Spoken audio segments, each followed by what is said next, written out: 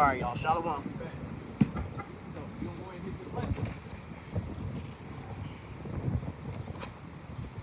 8 hours. But so call hello Yahweh Shem Yahweh Shai. We're going to go ahead and get this cracking. Right. So we're gonna continue on with the lesson. If it quacks like a duck, so amid what all is going on the earth, we have to understand that the people over in Israel today are professing to be God's chosen, and they are not. Right? So we're gonna go ahead and start this lesson over. We're gonna just hit it. Right? So we're gonna get 1 Peter 2:9 in the ESV. Alright.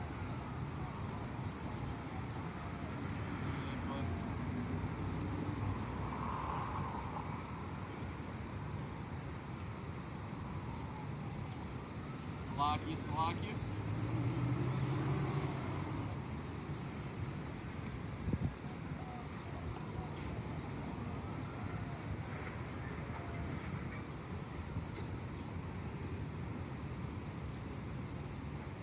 What's up, brother?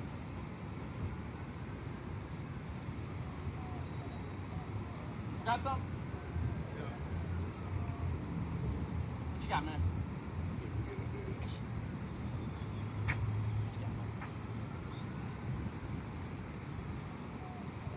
Oh, yeah. I need to send the one for the video. I'll send it for you and Andre. I'll send it. All right, brother Demo off the set, man. Right, brother witnessing to our people. Right, if you saw the end of the last our video, yeah. But either way, this is 1 Peter chapter 2 and verse 9 in the ESV. But ye are a chosen race, a royal priesthood, a holy nation, a people for his own possession, that you may proclaim the excellencies of him who called you out of darkness into his marvelous light. So 1 Peter 2 and 9 in the ESV literally says that we are a chosen race, right? And with us being a chosen race by the Most High God, or whoever the real Israelites are, it should be self-evident and axiomatic that we are in fact different, special, and chosen, right? So let's go into this lesson. Now that we know that the real Israelites should be a chosen people or a chosen race, and we know about Deuteronomy 28 and 1, talking about if we keep the laws of the Most High God, he will set us above all nations on the planet. Or if we break the laws, as it says in verse 15, we would be basically subject unto curses. Curses like being cursed in the city and cursed in the field. Curses like being brought into slavery on ships. Curses like having broken homes, right? Fathers hating their wives and their children, and wives hating their husbands and their children, right? We know of all those curses, but who are those people under the curses today? And if the people are back in Israel by the decree of the Most High God, why are they still subject to sinning? And why are they not at peace with all the nations round about? Whether that peace be through political means or it be through military and martial means, right? We're going to see here with this lesson today. Right?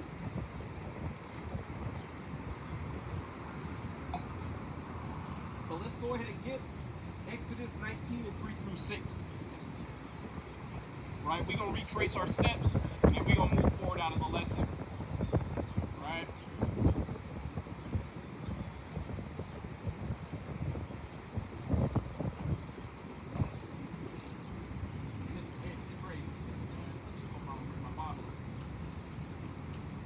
This is Exodus chapter 19 and verse 3. And Moses went up unto God, and the Lord called unto him out of the mountain, saying, Thus shalt thou say to the house of Jacob, Tell the children of Israel, Ye have seen what I did unto the Egyptians, and how I bare you on eagle's wings, and brought you unto myself. Now therefore, if ye will obey my voice indeed, and keep my covenant, then ye shall be a peculiar treasure unto me above all people, for all the earth is mine. And ye shall be unto me a kingdom of priests, and a holy nation. These are the words which thou shalt speak unto the children of Israel.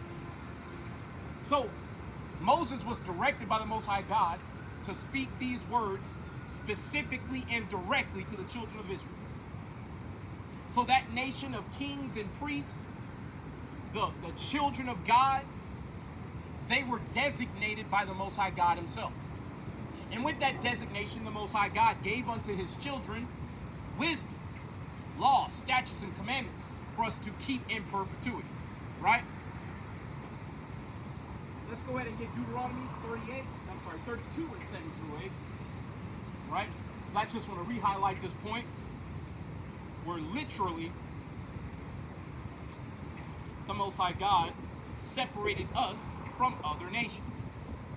This is Deuteronomy 32 and verse 7. Remember the days of old. Consider the years of many generations. Ask thy father, and he will show thee, thy elders, and they will tell thee, when the Most High God divided to the nations their inheritance. When he separated the sons of Adam, he set the bounds of the people according to the number of the children of Israel. For the Lord's portion is his people. Jacob is the lot of his inheritance. So the Most High God chose one group of people specifically. And that group of people are the Israelites. Right? This is one thing that we have to keep telling our people time and time again. The Most High God set his love upon one nation of people and one nation only. That's why blacks, Hispanics, Native Indians, you need to understand that the Most High God set his love upon you. Which is why you're going through all these damn curses. Right? We're going to go ahead and get this. We're going to get this in Hebrews. Is it 1 Corinthians 12? Or is it Hebrews? Actually, I believe it's Hebrews. So one second. Right? Same part of my lesson. But this is yet another thing that shows who the real Israelites are. Because who the Most High God loves, he disciplines. See, he didn't just separate us to give us gifts and reward us, whether we're good or wicked, whether we keep his commandments or not. The Most High God segregated us unto himself. So, if we don't keep his commandments, he will punish us, and if we keep them, he will exalt us among the nations. This is Hebrews, chapter 12 and verse 5. And ye have forgotten the exhortation, which speaketh unto you as unto children. My son, despise thou not the chastening of the Lord, nor faint when thou art rebuked of him. For whom the Lord loveth, he chasteneth, and scourgeth every son whom he receiveth. If ye endure chastening, God dealeth with you as with sons. For what son is he, whom the Father chasteneth not?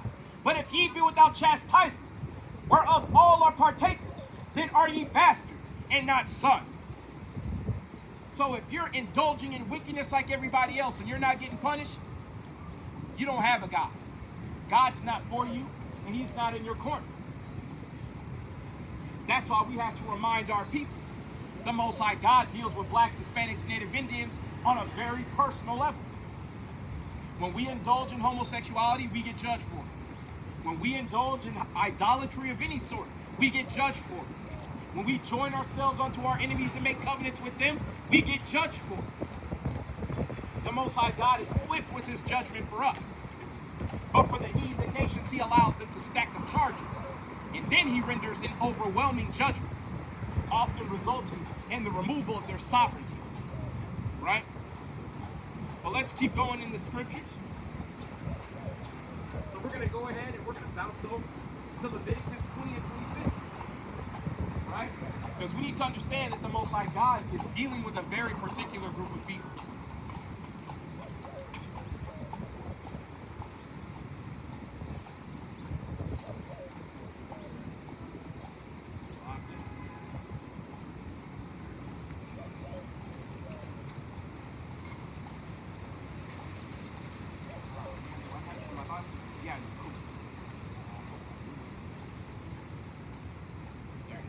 This is Leviticus, chapter 20 and verse 26.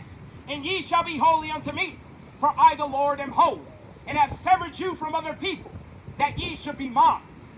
So the Most High God, he separated the real sons of God from himself, that we might be his people.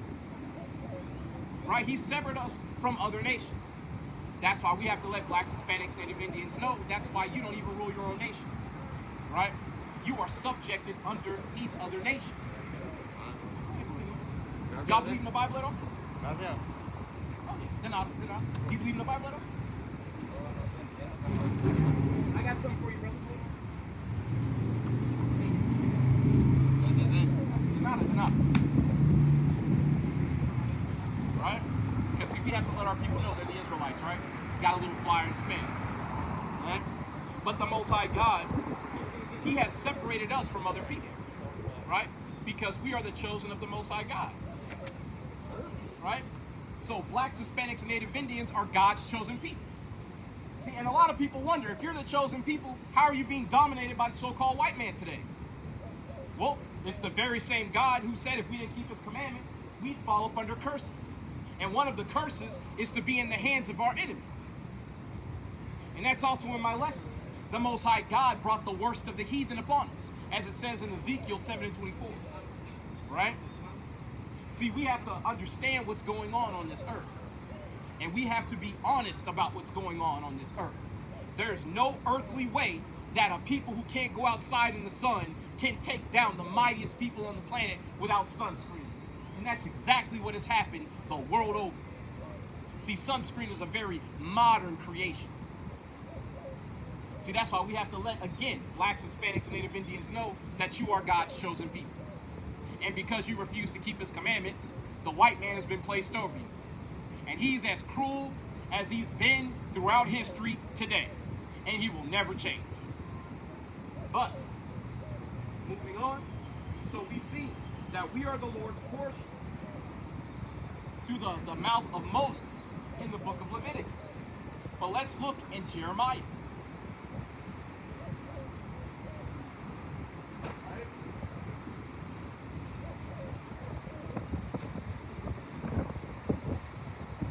This is Jeremiah, chapter 51 and verse 19. The portion of Jacob is not like them, for he is the former of all things, and Israel is the rod of his inheritance.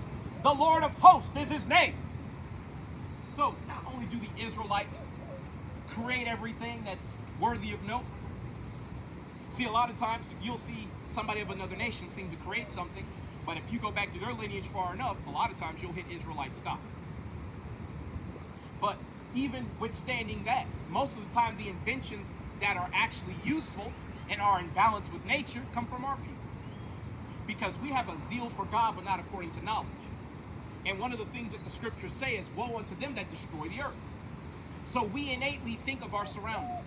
We innately think of technologies that will not harm the earth. For instance, right?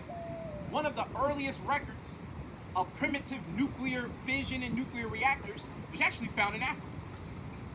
But the reality is, our people think of the environment. And because you didn't see it anywhere else on the face of the planet for a very long period of time, that tells you that technology was abandoned because it served no goodly purpose.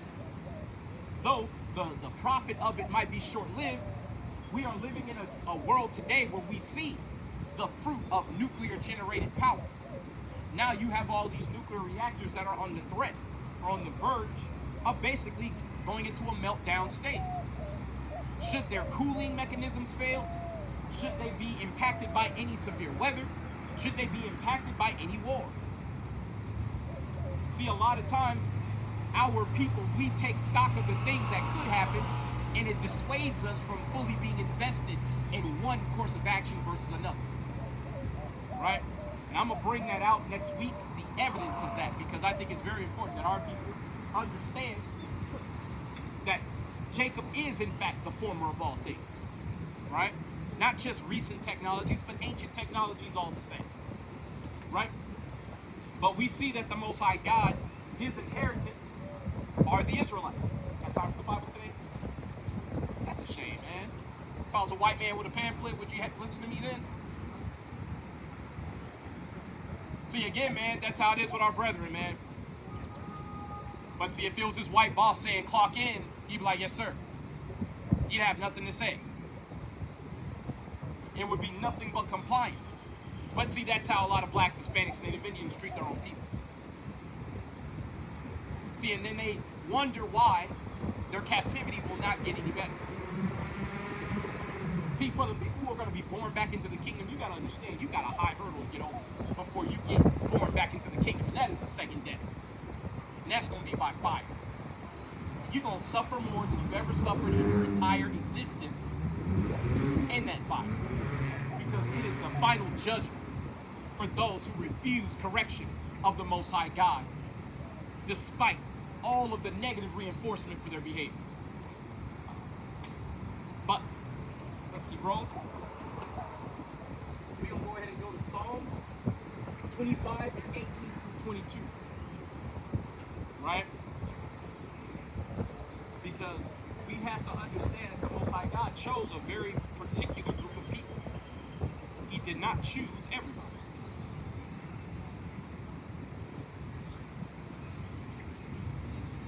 Let's get this real quick.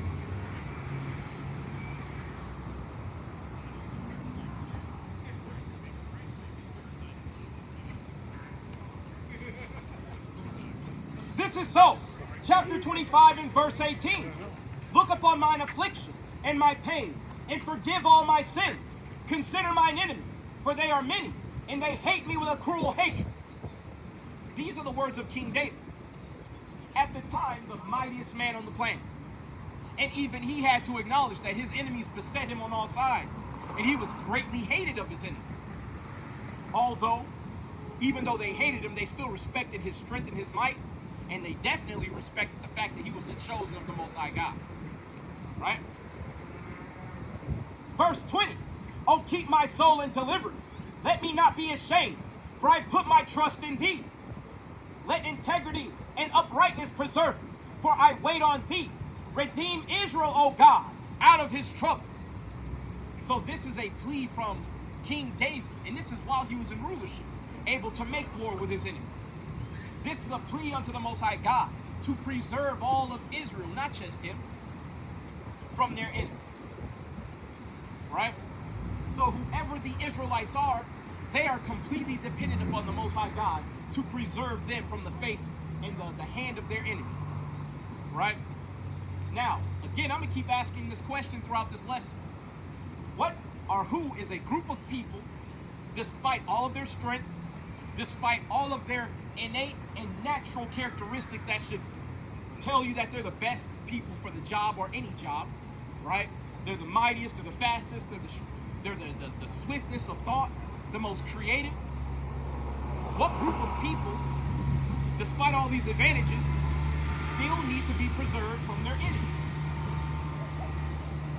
Again, it is the most obvious when you definitely look at the so-called black man here in America and the white man.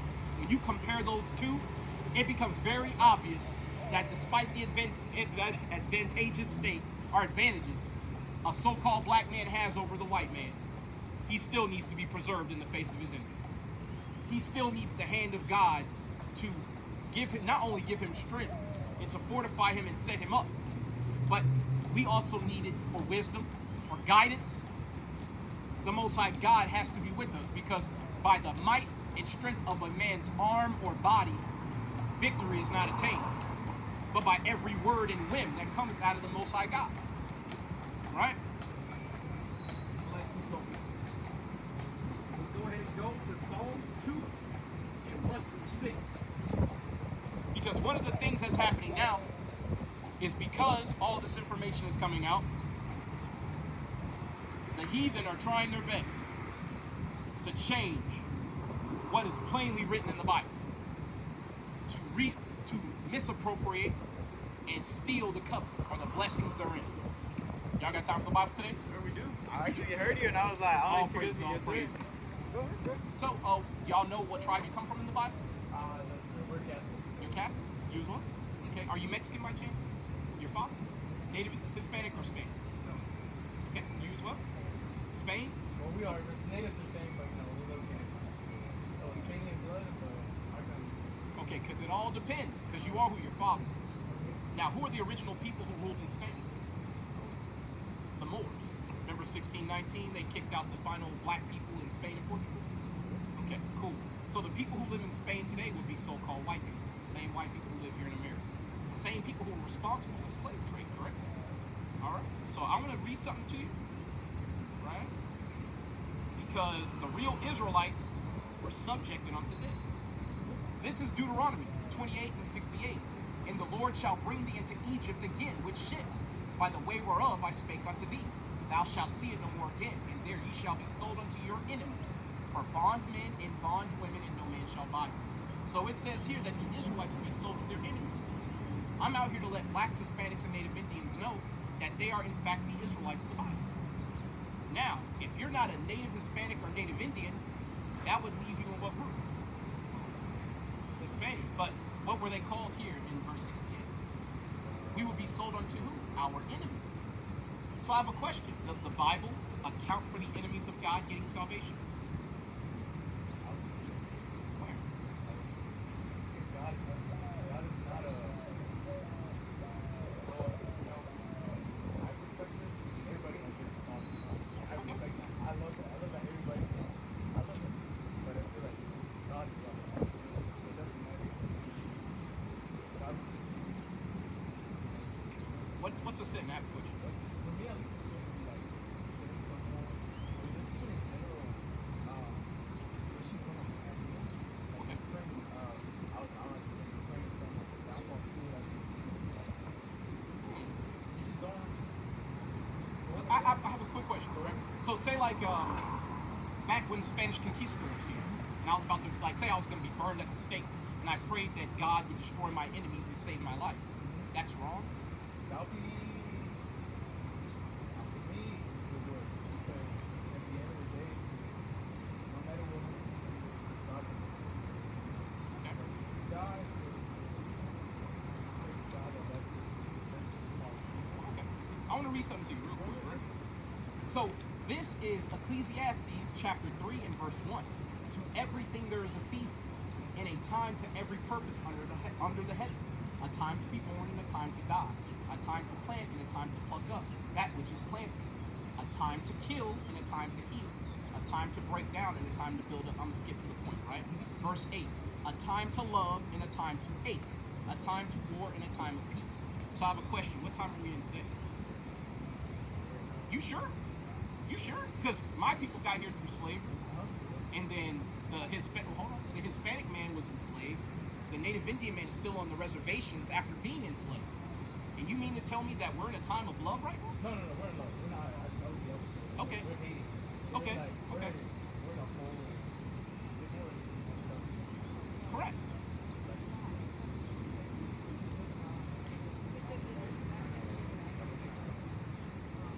Okay.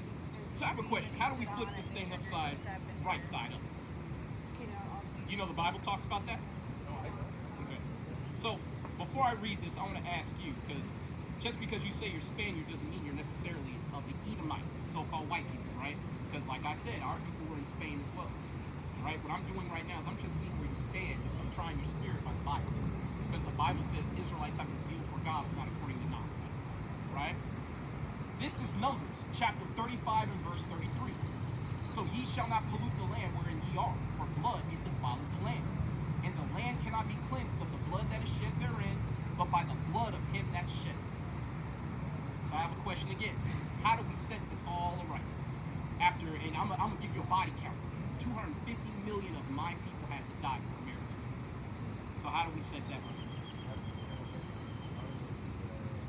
And do what? And what did it say was right here? You see what I'm doing, right? I'm boxing you in, right? Yeah. Because the thing is, the Bible says that essentially those who kill you unjustly, they have to be killed in like manner. Did you know Christ said the same thing? Yes, but it's shown like other than God living a life.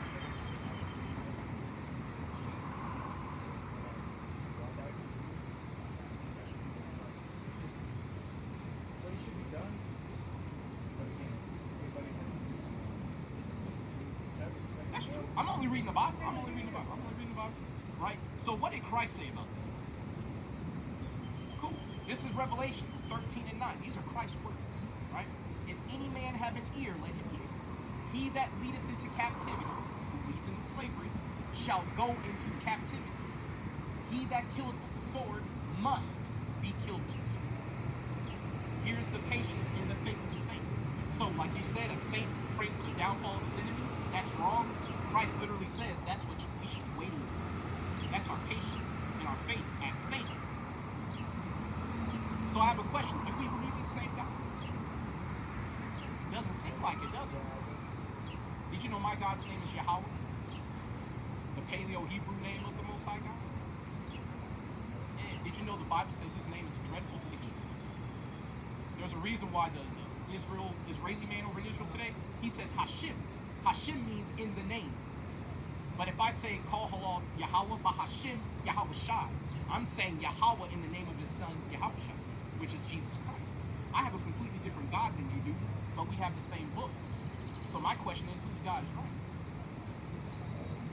I think we've already found out. Because I have a question. How are you on this thing? Right. How'd your Spanish fathers get? Rape, robbery, and murder. Yeah. And did you know that was a curse in the Bible because we didn't keep God's law? Yeah. Yeah. Well, I'm talking about my people. Oh, with the whole, your people, for us to be like, Israel. you know? Oh, yeah. Here's his, So the reason why I'm asking these type of questions, I'm trying to make you think. Yeah. Right? Because here's the thing. Just because you have this interaction with me doesn't mean you're an Israelite or not. This is where you have to do your homework and you have to do your homework. Because either one of you could go back to my people. I'm just letting you know. This is what God says about the heathen nations. Right? This is going to be 2nd Ezra 6 and 55. You mentioned we all go back to Adam, right? Or 6 and 54. And after these, Adam also, whom thou madest Lord of all thy creatures. Of him come we all, and the people also whom thou hast chosen. All this have I spoken before thee, O Lord, because thou madest the world for our sakes. As for the other people which also come of Adam, thou hast said that they are nothing. So who are the other people come of Adam that God thinks of as nothing? Well, the non-Israelites. So who would be an Israelite today? Do you know? When you read, people that believe,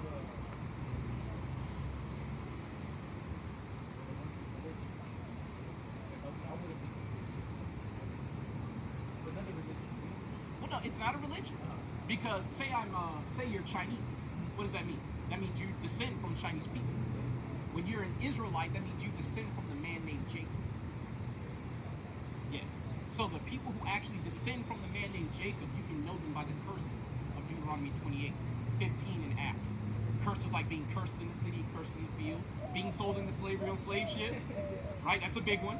Right? But those are the curses that blacks, Hispanics, Native Indians, and the scattered diaspora abroad are under. Right? The real Sephardic Jews look like me. And they are under the same curses. How do I know that? Because white people over in Spain today, ruling in Spain. Right? So, with that being said, God thinks of the other nations as nothing. And it goes further, right? But be likened unto spittle, and has likened the abundance of them unto a drop that followed from a vessel. So that would be like my cup of water here if I was drinking it and some water slipped out of the corner of my mouth. That's what God thinks of the other nations. Now, I have a question. Why didn't your pastor tell you that in the church? Yeah, he wants the money, right? Yeah, because if he only has a sliver of people in the church, and Israelites, we broke, we ain't got no money. And we know that. Yeah, it's a money thing. It's a money Go thing. back to any other type of religion. You have Catholics, most of some religions are away from it. This is one because I believe that God is not a. He was preaching like you said. He knew that. He knew the word of God anyway. And then we go back to at least in my culture, Hispanic, we have Christian eras, we have all this type of thing. Like I didn't say church, but really, like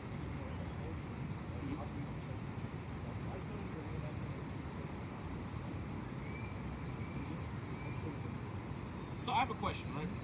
What if Christ told you out of his own mouth who he came from? Would you believe it? We were talking about the other day. That's what Christ showed us Well, would you? If he said, I only came for group X, would you hold that and go, you know what? I respect that. He's only here for group X. Cool. Did you know that's in the Bible? I did not know. This is Matthew 15 and 24. And actually, I'll start up at 21, because this is where when the Canaanite woman, she comes and she asks Christ to do against her daughter. Remember that? Okay, cool. So this is Matthew 15 and 21. Then Jesus went thence and departed into the coast of Tyre and Sidon. And behold, a woman of Canaan came out of the same coast, and cried unto him, saying, Have mercy on me, O Lord, thou son of David. my daughter is grievously vexed with the devil. But he answered her not a word. And his disciples came and besought him, saying, Send her away, for she cried after us. So you have a woman crying, prostrating herself like, Jesus, please heal my daughter. Christ doesn't answer, he keeps walking. Right? So what does that tell you about how he thinks about it? Okay, cool. You with me so far, right? But he answered and said, I am not sent, but unto the lost sheep of the house of Israel. Those are the words of Christ. He said, for the Israelites. The Israelites. Because if I'm born in China, does that make me Chinese? No. So how did the people in Israel today get over here? After World War II, the Balfour Declaration, remember that? Okay, I would research it. In 1948, they had a piece of legislation called the Balfour Declaration that was signed. That is how the state of Israel came to exist as it is today.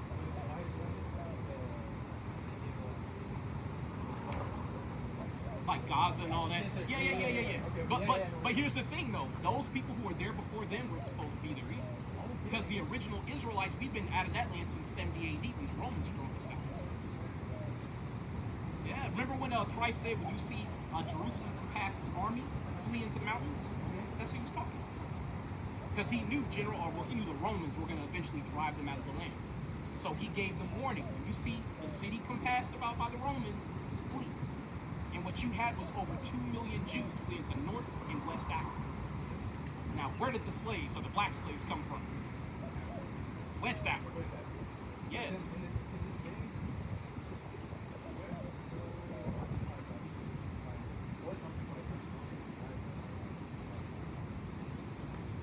No, you're not. You had something called the European competition, which was you had the Dutch, the French, the Portuguese, the Spanish. You had all the white folks basically doing slavery on the west coast of Africa. And in other areas like the Congo, over in Southeast Africa like Zanzibar. Hence why you have the Zanj, Z-A-N-J, means black or Negro, in Southeast Africa. So our people are everywhere. That's why I have to let you know, you can be my people. But the reason why I'm telling you this is because Christ is only here to save those. Now, here's the thing. My question is, do you think that's just? Do you think that's fair? Yes.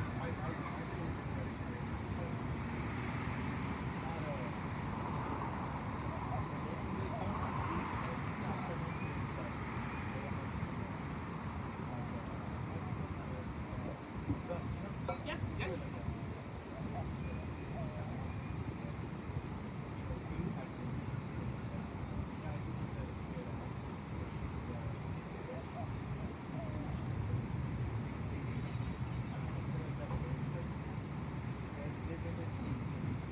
I'm gonna tell you this, man. Search out your fathers, because that's a fair way to look at it. Because how would it be fair if the people who murdered, raped, and destroyed the Israelites, they also get to go into the kingdom of heaven? Because did you know the kingdom of heaven is going to be built on earth by slaves? Did you know that in the Bible? Okay. I know you've heard of it, but I want to read it to you, because a lot of times people think that God is all love. He's not. Right? This is Isaiah 60 and verse 11. Actually, no, we'll start at 10. And the sons of strangers shall build up thy walls, and their kings shall minister unto thee. For in my wrath I smote thee, but in my favor have I had mercy upon thee. Therefore thy gates shall be open continually. They shall not be shut day nor night, that men may bring unto thee the forces of the Gentiles, and that their kings may be brought. For the nation and kingdom that will not serve thee shall perish. Yea, those nations shall be utterly wasted. So just as blacks, Hispanics, and Native Indians, and scattered Israelites, around the world, we're on the bottom of the world. We're the ones who are, making everybody's food, raising everybody's kids, doing all the construction. We're doing all the work, right? This is saying that in the kingdom of heaven, it's going to flip. The Israelites are going to be on top, and everybody else is going to be a slave. Now, do you think that's right? Now, I'm saying this to my camera, and it's not a slight to y'all. Search out your fathers. And anybody who thinks you might be white, Chinese, all those like white people, Chinese people, Japanese, those are heathen nations. White people being from the tribe of Esau or Edom, Japanese people being from the tribe of Ammon, Chinese from Moab, right? But if you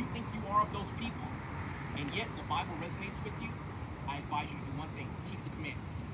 I'm gonna read this one thing to you because I know you guys are probably on a date, right? A little bit. Okay. And the fact that he stopped to hear the Bible on a date, that's why I think you're our people. You know what I'm saying? Because most Israelites don't do that.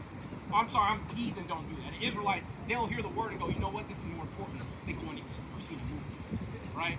So I want to show you all this, right? Show you two things actually. This is Joel 2:27. And ye shall know that I am in the midst of Israel, and that I am the Lord your God, and none else. These are the words of God through the prophet Joel. He's saying, I'm your God, and no one else. So if your dad said, I'm your father, and none else, what does he mean? He's your only father. So God is saying that to the Israelites. I'm your God, and none else. We shouldn't have any other gospel. Yeah, you're talking about the Ten Commandments. Yeah, there you go. Right? And my people shall never be ashamed. Now I'm going to skip down to 32, right? And it shall come to pass that whosoever shall call on the name of the Lord shall be delivered. Now it sounds like everybody, right? For in Mount Zion, who's Mount Zion? So if I said Israel is going into slavery, it's talking about a people group, right? So when it says in Mount Zion, it's talking about in the Israelites, or in Israel, right? For in Mount Zion and in Jerusalem shall be deliverance. So deliverance and salvation is going to be in Zion. Now you see why I have to be out here to let Israelites know that, basically being restored, being saved and redeemed is going for you, right? Because God said it out of his own mouth, right? And it shall come to pass that whosoever shall call on the name of the Lord shall be delivered. For in Mount Zion and in Jerusalem shall be deliverance, as the Lord had said, and in the remnant whom the Lord shall call. Now, you'd be surprised, right, that the prophets of the Bible weren't that popular, right? I'm sure you read the Bible and you saw some of them got stoned to death, some of them got lynched, basically, or hung. Yeah, they killed the king of the Jews, Christ, right? They lynched him. So, just like today, we're hated as well, because we're telling our people that God expects you to keep his commandments.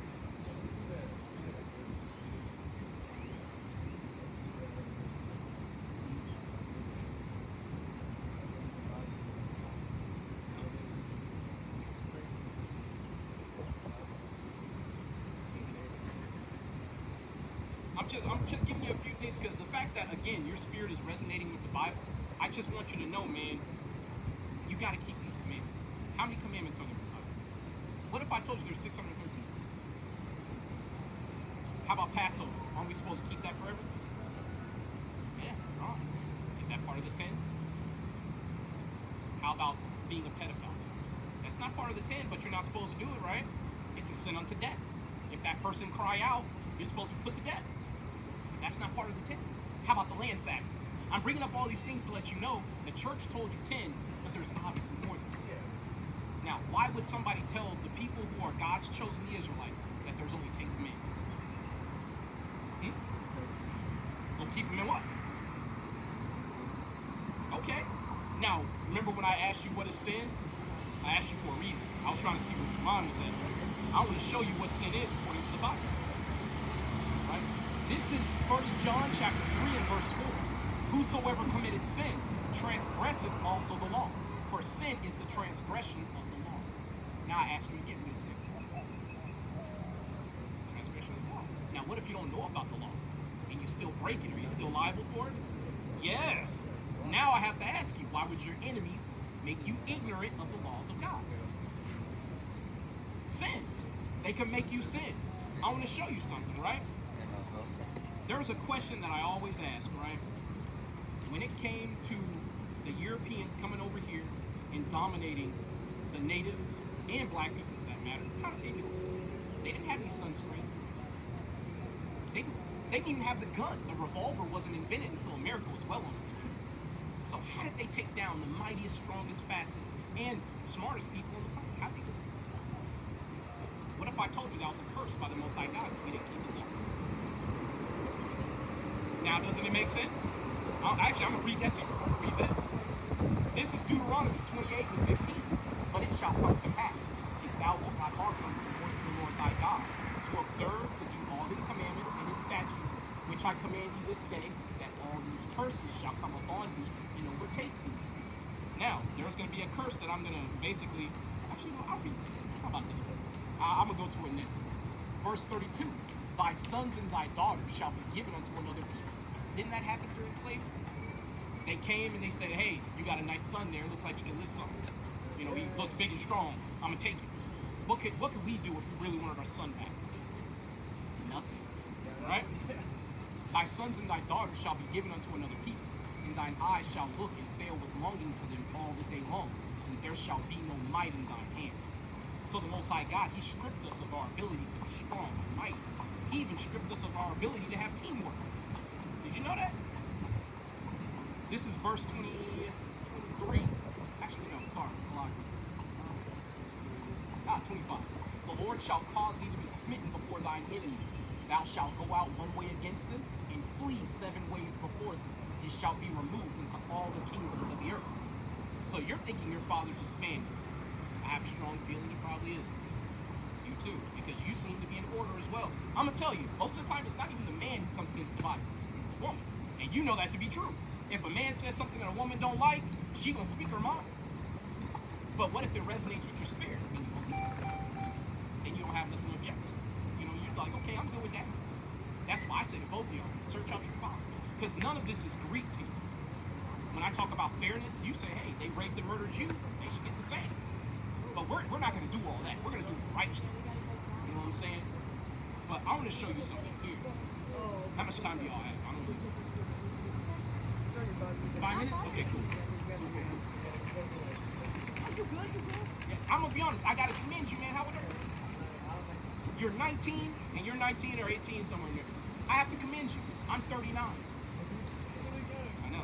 And I get that from most people. Yeah. But here's the thing, though. The Bible says the Israelites are a special people. I have a question. Can you dance? What do you like to dance? What do you like to do? Well, I mean, but what do you like to do? Like, what type of dance? Okay. You got rhythm. URP. That's what I'm trying to say. And it's actually a matter of science. Because you don't just have melanin in your skin. You have melanin in your brain and every organ in your body. It's called neuromelanin. Right? And it's in the pons, the structure that connects the brain to the spinal. Yeah, it's spinal column. But it facilitates neurotransmission and things like rhythm, things like, creativity of movement, flow of movement. Those things, they come with the body. They come with the, the hardware, right? So if you're naturally, gifted with, ability to dance, play basketball, soccer, you're real good. Well, you fit in the top 20% most of the time, right? Yeah. Okay. Probably. Yeah. You probably. Hey, I'm gonna tell you that's our type of mindset. Like I look good. Fuck all that. You know what I'm saying? But I want to show you all this before you go, because I said that our enemies are trying to keep us in sin, right? And I asked you, how do we get taken down? This is how. This is Judah, chapter 5 and verse 17. And whilst they sinned not before their God, they prospered, because the God that hated iniquity was with them. So as long as we kept God's laws, God was with us to fight our battles. But when they departed from the way which he appointed them, they were destroyed in many battles very sore, and were led captives into a land that was not theirs, and the temple of their God was cast to the ground, and their cities were taken by the enemies. But now are they returned to their God, and are come upon the places where they were scattered, and have possessed Jerusalem, where their sanctuary is, and are seated in the hill country, for it was desolate. Now, just to give you some background, this is an Ammonite. He's talking to a bunch of other heathen military members, and he's giving them the lowdown. If they're in league with their God, keeping the commandments, you can't touch them. But if they're breaking the commandments, they're all ours, right? Now, therefore, my Lord and Governor, if there be any sin with this people, and they sin against their God, let us consider that this shall be their ruin, and let us go up, and we shall overcome them. That's what I just said. But if there be no iniquity in their nation, let my Lord now pass by, lest their Lord defend them, and their God before them, and we become a reproach before all the world. Now I have a question one more time. I'm bringing it all the way back. How did they take us over? Keeping us in sin. And once we departed from the laws of God, we haven't been able to do shit ever since. We've been stuck here in America. We've been stuck in Mexico. When our homeland is Israel. That's where we're from. Now think about it. Your father thinks he's a Spaniard. I'm gonna be honest, I don't think so. And I'm gonna show you anyway the proof of what I was talking about. This is King James. What that look? What that look like a black man? Yeah, he had a grandson named King Charles. That's him right there. They call him Black. Right? All that stuff is coming out, but we've been saying this for years. The Hebrew Israelites, I'm sure you've heard this, right? But this is something I bring out all the time. This is from Professor Troy Dawkins, professor of geology at Manchester University in London in 1879. The original people of Britain, France, Spain, and England were short black men about 5 feet 6 inches in height. I have a question. What they look like? Like me? Yeah, They look like me. Most people don't know the average set of armor weighed about 65 to 105 pounds. You know how much bone density you need to carry that? You ain't gonna be tall doing that. You're gonna be like me. You're gonna be sturdy. You're gonna be muscular, right? But that's why I say there's a good chance your people go back to my people, right? I'm gonna give you this last bit, and I'm gonna let y'all go on your way. Because, like I said, actually, I'm gonna give you two things. Because I told you, if you're an Israelite, you won't have a problem. As a matter of fact, it's gonna be a challenge that you're gonna rise to. And I hope to see you again, because you'll be out here for this with me.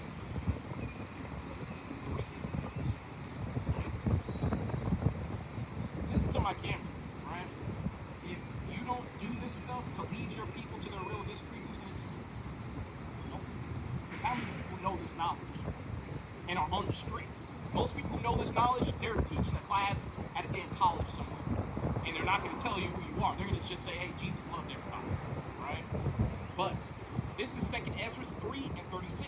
Thou shalt find that Israel by name hath kept thy precepts, but not the heathen. What are the precepts of the Bible? The commandments. So if you believe yourself to be a child of God, and that's important to you, you're going to search out all 613 laws. You're going to keep them. This is a law. Keeping a beard is a law. You don't have to keep it long, but you got to keep the beard. Not bringing, like, getting edge ups and stuff like that. That's a law. Not marring marring the corners of your head? That's in Leviticus. Yeah, thou shalt not mar the corners of your head, nor mar the corners of thy beard. Right? Not eating pork, shrimp, crab, and lobster. Y'all about to go out to eat. You like to eat carnitas and pork and all that shit? Well, what did God say about it? What you gonna do? Come on now. What I just say, man? Israel by name hath kept thy precepts. Oh, don't be distracted by that. Yeah. When you getting fed by the word, Satan cometh immediately. That's in Mark 4. Right? But thou shalt find that Israel by name hath kept thy precepts, but not the heathen. Do you believe yourself to be a child of God? No. You either are or you aren't. You can't work your way to be one. Is God important to you? Would you die for God? So God's important. So that means when you go to this restaurant tonight, what's not on the menu? And what else? And what else? Crab and lobster. Now, where do you find that in the Bible if you had to get a reminder? Leviticus 11. Leviticus 11. If you need a reminder, I'm here every Saturday at about 5:30 to about 10. And I just let blacks, Hispanics, Native Indians, and those who are scattered abroad, y'all might be some of the scattered, to let them know you are an Israelite, keep the laws of God. Because the Messiah's going to show up real soon. And what if he shows up and turn out to be an Israelite? And he goes, well, shit, you got it all wrong. You didn't keep my commandments. What you going to say? Yeah. And then what's going to happen to you?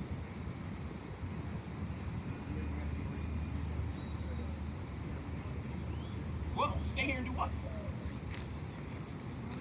I'm going to show you. Alright? Because, yeah, I know you got to go. This will be the last one. I promise it'll be the last one. I promise.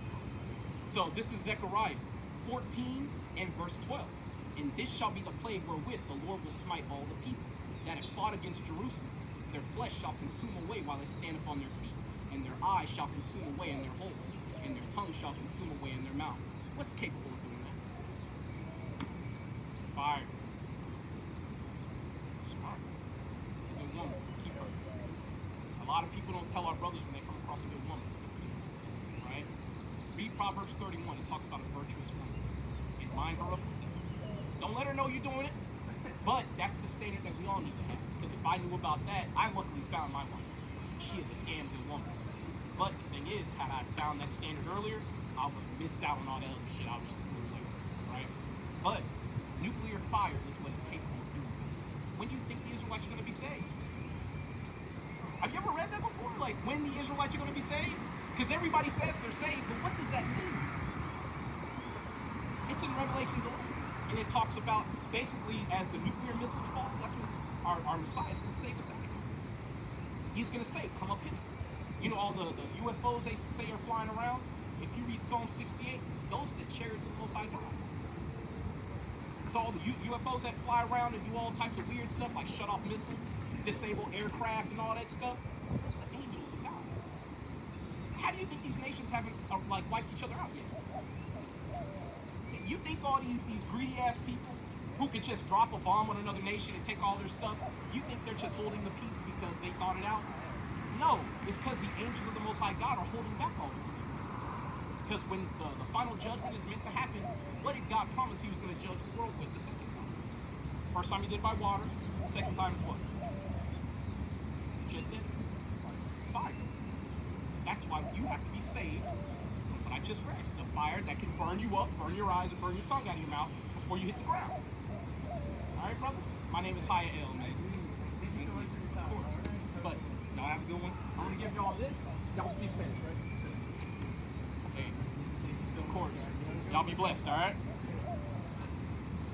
Alright, all praises to the Most High God, Yahweh, in the name of his son, Yahweh Shai. Right? We're going to keep spreading this word. Because, again, I said it earlier, if our people aren't out here to teach our people, who will? See, a lot of times, man, we get distracted with trying to just, like, put in words, not understanding that it's about the edification of our people, right? And I'm starting to get a little better, you know, just because somebody says they're of a so-called heathen nation, that doesn't necessarily mean they are in fact a heathen. See, a lot of our people are claiming to be heathens and they don't know that they're Israelites, right? But this is Deuteronomy, chapter 7 and verse 6. For thou art an holy people unto the Lord thy God. The Lord thy God hath chosen thee to be a special people unto himself, above all people that are upon the face of the earth. That's why we have to let blacks, Hispanics, Native Indians know that you are special, that you are God's people, that God don't care about anybody else. And if that is still a mystery to you in today's climate, then I would advise that you fast, pray, and read your scriptures and seek out a teacher, right? There's way too many Hebrew Israelites walking around giving out this word, giving out knowledge, for our people to be walking around in abject ignorance. But you see it a lot because our people are deaf, dumb, and stubborn and stupid, right? But let's get back to the lesson. We probably not going to finish the lesson today, but that's cool. I ain't worried about that.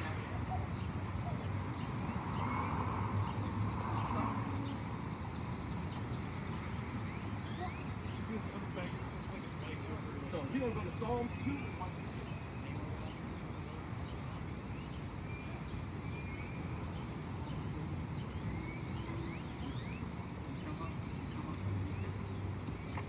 This is Psalms, chapter 2 and verse 1. Why doth the heathen rage, and the people imagine a vain thing? See, the heathen today are imagining that God loves everybody, that his covenant is available to anyone who dares call upon his son's name. That's a vain thing.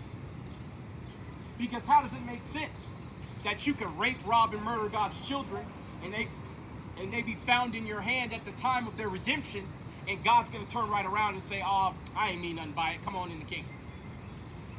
How is that going to happen? See, a lot of our people, man, they don't think these things through, right? Verse 2, the kings of the earth set themselves, and the rulers take counsel together against the Lord and his anointed, saying, let us break their bands asunder and cast away their cords from us. So not only did they cast off our rulership from them in revolt, but they also had it in their mind to separate us from our heritage, right? That's why when you read in Psalms 83, you see the list of God's enemies, right? And the list of God's enemies have taken crafty counsel amongst themselves, saying, let us cut them off from being a nation, that the name of Israel be no more in remembrance. Paraphrase, right? But the enemies of God have done these things and continue to do these things in the present. That's why it's important to understand who these heathen are in the Bible and what actions they've committed to, not just throughout the present, but throughout history. He that sitteth in the heavens shall laugh. Yahweh shall have them in derision. Then shall he speak unto them in his wrath, and vex them in his sore displeasure. Yet have I set my king upon my holy hill, Zion. So the Most High God has set his king, the king being his son, the man that the world ignorantly calls Jesus Christ. The Most High God has set him in the position over Israel, his people. See, and that's one of the reasons why the Most High God is going to laugh at these other nations. Because these other nations have tried to make Jesus Christ their king. And then they've tried to pervert his likeness to that of a white man named Cesare Borgia, son of Rodrigo Borgia, or Alexander, the sixth Pope of Rome, head of the Borgia crime syndicate. Cesare Borgia was both a pedophile. He was both a pedophile, a murderer. He killed his own brother, and he slept with his own sister. That is who they try to make the likeness of so-called Jesus Christ out to be today. But that is one of the other reasons why the Most High God is going to laugh at these heathen. And that is why that rhetorical question functions as a prelude to this chapter, right? Why doth the heathen rage? And why do they imagine a vain thing? Well, they imagine all these things because they believe that they should be rewarded for their abuse and exploitation of God's chosen children and their outright flagrant disrespect toward the Most High God himself. Right? Actually, you know what? We're going to keep going. Verse 7. I will declare the decree. The Lord hath said unto me, Thou art my son. This day have I begotten thee. Ask of me, and I shall give thee the heathen for thine inheritance, and the uttermost part of the earth for thy possession. Thou shalt break them with a rod of iron. Thou shalt dash them in pieces like a potter's vessel. Now this is talking about the nature of Christ's rulership, right? Not to mention the nature of David's rulership, right? Because we know that the Son of God is the man that the world ignorantly calls Jesus Christ. But we also know that the rulership of David unto the heathen was very, very harsh. Those who were willing servants and participants, they had a place in his kingdom. Why? Because you don't abuse a righteous servant. But to those who wanted to revolt and be wicked, David gave them no quarter. And Yahweh Shai is going to do likewise in the kingdom of heaven. See the branch or the root that sprang out of David. See, again, that's why it's very important to understand these things, because the so-called Israelis of today declare themselves to be God's people. But when you understand the hijack that took place in history, and you understand that the real Israelites would not be in a position of power over a sinful world without any type of judgment occurring, then you realize that there's no way that they could be God's chosen. Not with the way that they live currently. There's no way. But, so we're going to go to Matthew 2 and 5 through 6. Alright?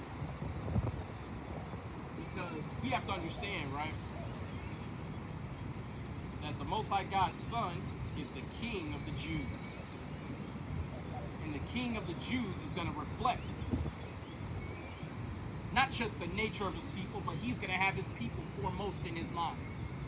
To provision for, to lead, and to keep. This is Matthew chapter 2 and verse 5.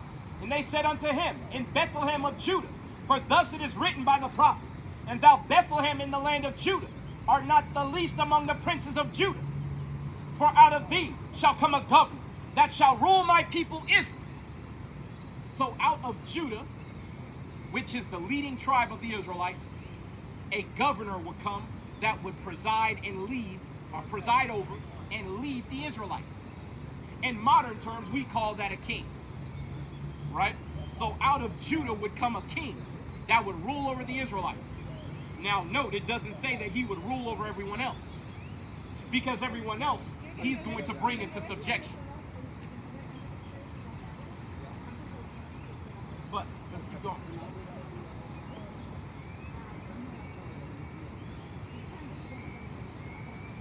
So we're going to go to Jeremiah 17:4. Yeah, listen.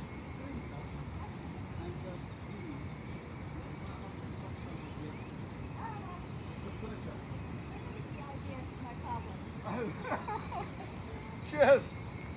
This is Jeremiah, chapter 17 and verse 4.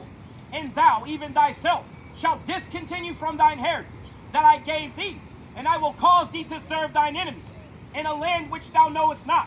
For ye have kindled a fire in mine anger, which shall burn forever. So the real Israelites would be segregated and separated from their heritage. So my question is, to the people in Israel today who say they can trace their heritage all the way back to biblical times, I have a question.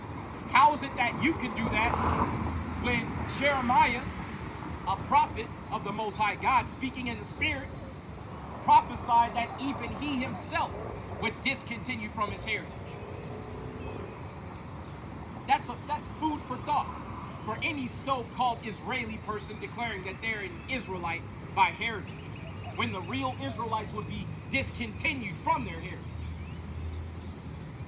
In other words, separated from the knowledge that they were Israelites. Food for thought. But moving on, right? We're going to go to Deuteronomy 32 and 16 through 26, right? Because the Most High God promised through his judgment, when we would break his laws, he would scatter us. And he did exactly that.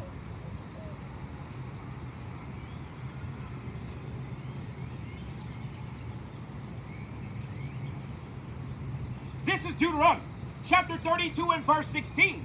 They provoked him to jealousy with strange gods, and with abominations provoked they him to anger. So the real Israelites continuously served other gods, and they provoked him to anger. Right? They provoked God to anger. Right? And as a result, the Most High God put the curses on us. See, again, we have to continuously let our people know, man, the real Israelites have a very, very and sordid history. A lot has happened. And part of that history is us being discontinued from our heritage. Right?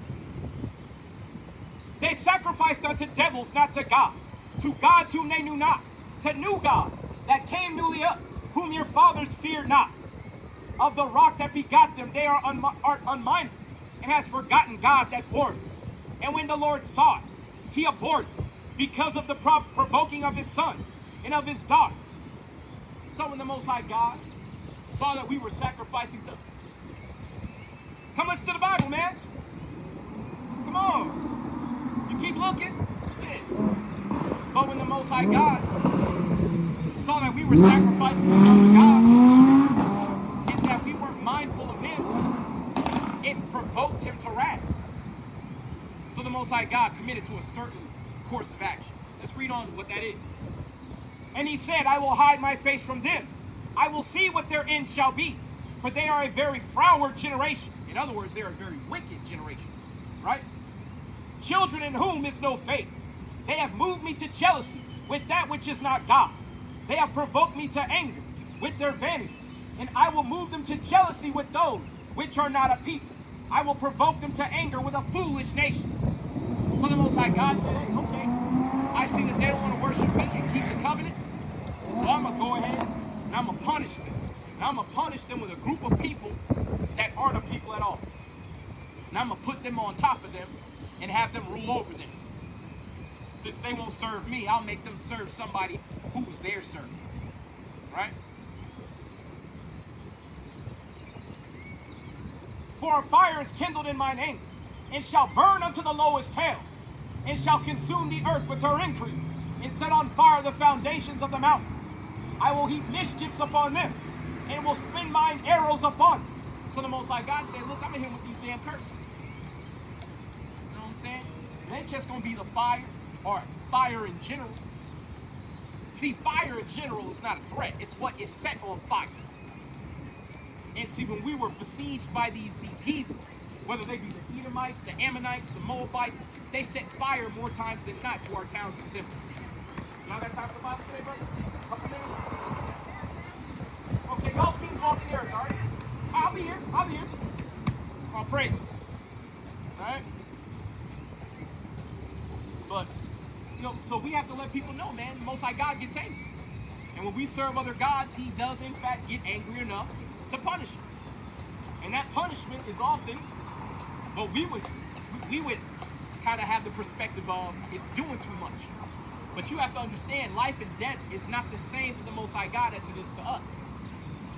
Because when you die, your spirit departs from your vessel. It goes back to God. You receive your judgment for the things done in your life, and then you rest. So to the Most High God, death is like timeout. So the Most High God put Israelites in timeout. And to the Israelites that were not put to death, they were still in timeout because they were on the bottom of society, the bottom of the world, in derision, serving their enemies in one of all things. Right? Verse 24, they shall be burnt with hunger and devoured with burning heat and with bitter destruction. I will also send the teeth of beasts upon them, with the poison of serpents of the dust. The sword without and terror within shall destroy both the young man and the virgin, the suckling also with the man of gray hair. So the Most High God said, look, this judgment is going to touch everybody. It's going to touch the young, the old, the indifferent, and those in the middle. Ain't nobody going to be spared of my people because they've transgressed my laws. Verse 26, I said I would scatter them into corners. I would make the remembrance of them to cease from among men. And this goes right along with us discontinuing from our heritage. Because when you look in Deuteronomy 4 and 5, it literally says that our wisdom and knowledge, according to the law, statutes, and commandments of the Bible, that is our wisdom and understanding in the sight of the nation, which shall see all these wise sayings and say amongst themselves, surely this is a wise and understanding people. Paraphrasing the court, right? But when we departed from the ways of the Most High God, that's when we lost our luster in the eyes of the other nations. And we became basically mortal to them. They could take us down. That's why you have the account in Judith chapter 5 of the heathen acknowledging that if they're with their God, we can do nothing against them. But if they stand out of regulation, or basically stand as transgressors of their covenant, then their God won't come out and defend them. Therefore, they're all out.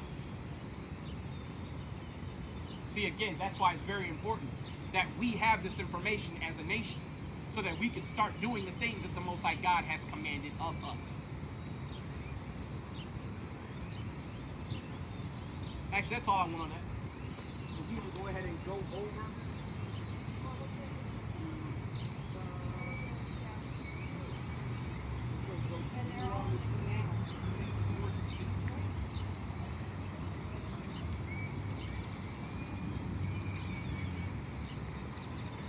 This is Deuteronomy, chapter 28 and verse 64. And the Lord shall scatter thee among all people. Yeah, I'm reading loud. What's the problem? As long as I'm at it, the white man's going into slavery. Y'all shouldn't have any problem with anybody reading loud, considering you stole the land. This ain't your land. Y'all are guests. Act like it. This is Deuteronomy, chapter 28, verse 64. And the Lord shall scatter thee among all people, from the one end of the earth, even unto the other. And there thou shalt serve other gods, which neither thou nor thy fathers have known, even wood and stone. And that would be the cross and the cobblestone. See, our fathers had nothing to do with those pagan, idolatrous gods until the heathen were able to take us down. That's how we got dominated by so-called white Christ. It was at the point of a sword or the threat of being burned at the stake. And it was the same to be brought into Islam. Muhammad and his forces waged war on the real Israelites to force them to convert to Islam at threat of death. See, that's why our people have to understand the real Israelites would be worshiping foreign gods that their fathers never knew. And those foreign gods would be comprised of wood and stone. Now, I know some people go, well, my cross is made out of gold. But it represents the cross itself that Yahushua hung on. And we were never meant to bow ourselves at the cross. And we know that because when we ask somebody, if you had a family member that was killed by a Glock, you wouldn't get a platinum diamond-studded Glock on your neck. Or you wouldn't tattoo a Glock on your right hand. You wouldn't print a Glock pic or an icon on yourself to represent that weapon. Why? Because that weapon was used to kill your loved one. The same difference with Yahushua HaMashiach, the man whom the world ignorantly calls Jesus Christ. See, it's axiomatic when you make it personal. But it's not so clear and self-evident when you talk about the Son of God himself. But there's a layer to that we often leave out. There's a reason why the white man loves worshiping the cross. It's a reminder that they killed the Son of God. It's a reminder that they lynched the Son of the Most High God. That's why we as Israelites, we don't worship the cross at all. Because we know that that was a necessary punishment that Yahushua had to endure, that his people might be saved and the words of the scriptures be fulfilled.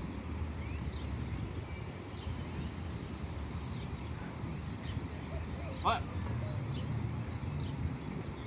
verse 65, and among these nations shalt thou find no ease, neither shall the sole of thy foot have rest, but the Lord shall give thee there a trembling heart, and failing of eyes, and sorrow of mind. Now I have a question. Those people over in Israel today, when did they go through this? When did they go through this? Verse 66, and thy life shall hang in doubt before thee, and thou shalt fear day and night, and shalt have none assurance of thy life. So the real Israelites, their lives would hang in doubt day and night. When has that happened to the people over in Israel? That has never happened to them. They've never been in such a predicament. See, that's why when they bring up World War II, and they bring up the man, I gotta be careful how I phrase this, man. But when they bring up all the chambers, the ways that they were being put to death, they try to act like that is the ultimate suffering that this world has ever seen, when it's not. And I'm not going to sit here and just say, oh, I'm a denier altogether. I'm not going to say that. But what I will say is there weren't even 6 million of them in existence. And not to mention, there's an awful lot of evidence that's lacking. Me and my wife were watching a little documentary on it, and they were showing all the so-called bodies in the mass graves. Not a bruise on one of those people. Now I have a question, right? You mean to tell me that you were involved in some of the hardest rigor the world has ever seen, and the only thing that you can account for is people were a little thin, but nobody had any teeth missing, nobody had any bruising, open sores, open lacerations, nothing. And we're supposed to believe that people were breaking out of these camps and running miles away and enjoying lives with other women or whatever, and then running back and breaking back into the camps and pretending like they were there the whole time. Those are the types of stories that they tell surrounding the Holocaust. The follow folks, right? Just replace the F with H's. The follow folks, right? We're supposed to believe that these people are the children of God. Meanwhile, the real children of God have suffered to the extent that the world won't even acknowledge it so bad. That's why when we say that the figure for our people dying here in America and throughout North and South America altogether is 250 million people, most people refuse to believe us simply because the number is that astronomically high. They just can't believe it. But see, that the Most High God promised that he would send an adversary as swift as the eagle flight. He promised that they would be a nation of a cruel countenance that would not show mercy or deference to the old, nor show favor to the young. And that nation is described all throughout the Bible, the nation of Edom. And the only thing that differentiates the Edomites from all the other nations is that they are more cruel than the other heathen nations. They are more depraved than all the heathen nations. They are the most wicked and profane people of the earth. See, that's one of the reasons why we have to consistently let our people know what's going on this earth. And let our people know who's who. But let's keep going on. So let's go ahead and move over to Jeremiah 50 and 33. Because one of the things that happened to the real Israelites is that the nations that took them captive refused to let them go. The people over in Israel today have been kicked out of basically every country that they've tried to set up shop in. So if they've been kicked out of all these different nations and driven into the mountains, that's why they were in the mountains of Khazaria. That's why they were in the mountains of the Caucasus Mountains of Georgia, Russia. It's because they were being kicked out of various nations. But let's see what the Bible has to say. Right? Because the real Israelites would be taken captive. And their captors would not depart with them so easily.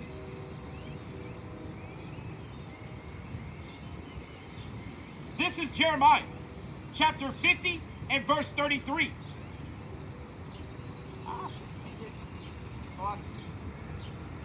Verse 33. Thus saith the Lord of hosts, the children of Israel and the children of Judah were oppressed together, and all that took them captives held them fast. They refused to let them go. So the real Israelites would be taken into slavery or into captivity, and their enemies would not let them go. Not to mention the northern kingdom would be with them. Y'all got time for Bible? Right? Just know if you're native Hispanic, you're an Israelite, chosen of God, all right? But the real Israelites, especially during the times of the end, we would be taken captive together, both southern and northern kingdom. Now, I have a question. How are those people back in Israel today, and they still don't know where the northern kingdom is at? That's just another feather in the cap of they are not the real people. It's just another example.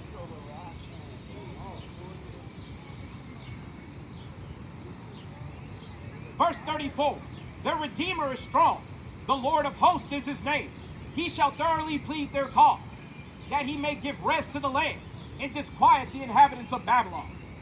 Now this is talking about ancient Babylon, of course. But he is going to disquiet the residents of Babylon as well.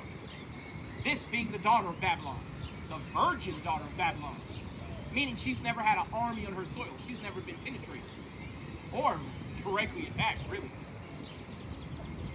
See, they try to make up Pearl Harbor. I'm not saying Pearl Harbor didn't happen, but it was an attack that they had knowledge of and they allowed it to happen because it enabled America to enter into World War II. See, America had a lot of political leanings in World War II. They were moving around a lot of money for a lot of different groups of people, including the Nazis.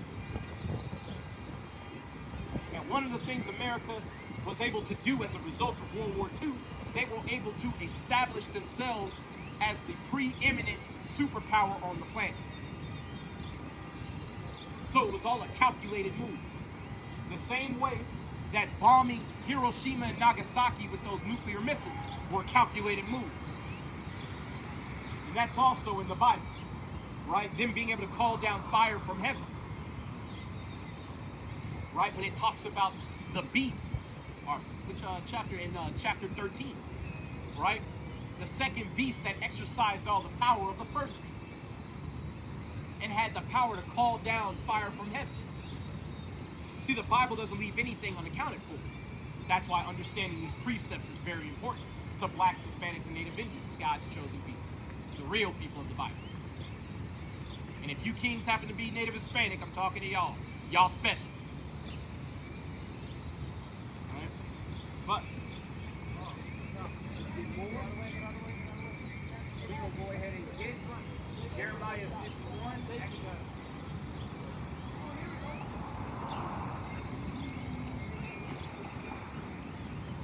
We don't get it because this says the same thing. This is Jeremiah chapter 51 and verse 19. The portion of Jacob is not like them, for he is the former of all things, and Israel is the rod of his inheritance. The Lord of hosts is his name. And Israel today are blacks, Hispanics, and Native Indians, the real Israelites of the Bible. Right? so-called Mexican man comes from the tribe of Issachar in the Bible. Issachar means he who is hired. That's why our Mexican brothers and sisters are the hardest workers on the planet, bar none. And they're also one of the mighty tribes that were likened unto mighty men of war in the Bible as well. See, again, it's very important that we be out here to give this information, because more times than not, our people are never going to hear that the real Israelites are still on the earth today, and God still chose them above all people.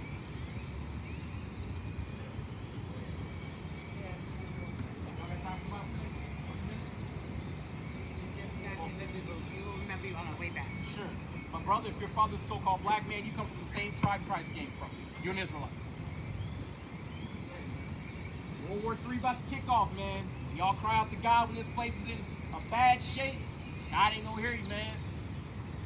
See, most of our people, man, they think God is like an ATM. You say the right words, you put the right pen in, God will be on the line and give you what you need. That ain't how it works, man. But I ain't gonna let that take away from the lesson. Because see, we got yet another black man who got a white woman, and he good to go, man. See, that's something that our people just can't internalize, bro. That's why the Most High God told us to stay separate. Because when you start miscegenating, man, it's really hard to stay on the straight and narrow and see these other nations for who they are, your enemies. Especially if you have children together. Right? But we're going to go ahead and we're going to slide over to Jeremiah 51 and 19, and then we're going to double back to Deuteronomy 28 and 37. Right? Because we need to understand something. Despite all the contributions to this earth, we're still called nothing. This is Jeremiah chapter 51 and verse 19. The portion of Jacob is not like them, for he is the former of all things. And Israel is the rod of his inheritance. The Lord of hosts is his name. So the rod of the Most High God's inheritance are the Israelites. He didn't say everybody. He didn't say the multi-ethnic church. He said those who descend from the man named Jacob, whose name was later changed to Israel, or Yasharak. Right? Now let's go back to Deuteronomy 28 and 37, because we need to understand, despite the Israelites creating everything, paving all the roads, building all the buildings, raising everybody else's kids, some of the time our women were breastfeeding the white man's children before they even could breastfeed their own. And that's if the white man allowed them to keep their child or their kid. Right? A lot of times that child would be purposely sold to another plantation or killed outright so that that slave woman could be a wet nurse for his children. See, these are the cruelties that we don't talk about more often than not, because it makes people uncomfortable.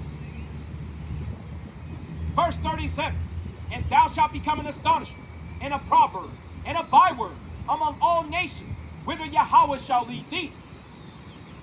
So the Most High God promised that if we didn't keep his laws, we would be a proverb and a byword. We would be known as a laughing stock and a joke to the world. He has delivered on that, handsomely so. That's why a black man without a pot to piss in will walk by me and turn his nose up at the word with an ugly fat white woman on his arm, as if he's made it. Not understanding that he's a king walking the earth, but because he insists on breaking God's laws, God has made him a laughing stock. Right? So let's move on. We're going to go ahead and slide over to Psalms 79 and 1 through 7. Right? Because we have to understand that our enemies have come together to ensure that we are known as a joke throughout all the earth. Right? This is Psalms 79 and 1. O God, the heathen are coming to thine, are coming to thine inheritance. Thy holy temple have they defiled. They have laid Jerusalem upon heaps. The dead bodies of thy servants have they given to be meat unto the fowls of the heaven, the flesh of thy saints unto the beasts of the earth. Their blood have they shed like water round about Jerusalem, and there was none to bury. We are become a reproach to our neighbors, a scorn and derision to them that are round about us. Like I said, we become a joke. Blacks, Hispanics, and Native Indians, the real children of God. Right? We've become a joke to the rest of the world. They often call us by the racial epithets that have been set forward in the Western world. The black man is called a nigger. The Hispanic man is called a wetback or a beaner. But the Bible says that the real Israelites would be known by proverbs and bywords. So again, I have to ask, how are those people over in Israel today? How do they line up with this prophecy? Because see, the reality is they don't line up with it at all. At all. But they'll pretend as if they do, hedging on your ignorance, of course. But moving on. We are become a reproach to our neighbors, a scorn and derision to them that are round about us. How long, O Lord, wilt thou be angry forever? Shall thy jealousy burn like fire? Pour out thy wrath upon the heathen that have not known thee, and upon the kingdoms that have not called upon thy name. For they have devoured Jacob, and laid waste his dwelling place. So not only have all these things befallen the real Israelites, but we call upon our God to waste the heathen as if they have wasted us. See, the outward expression of those in Israel today is that everybody can be Judaized. Anybody can become part of the Yehud. When the Bible doesn't say such things, that God chose a certain people and that's it. And those pretending to be Jews and are not are still not Jews, despite their best efforts. But moving on.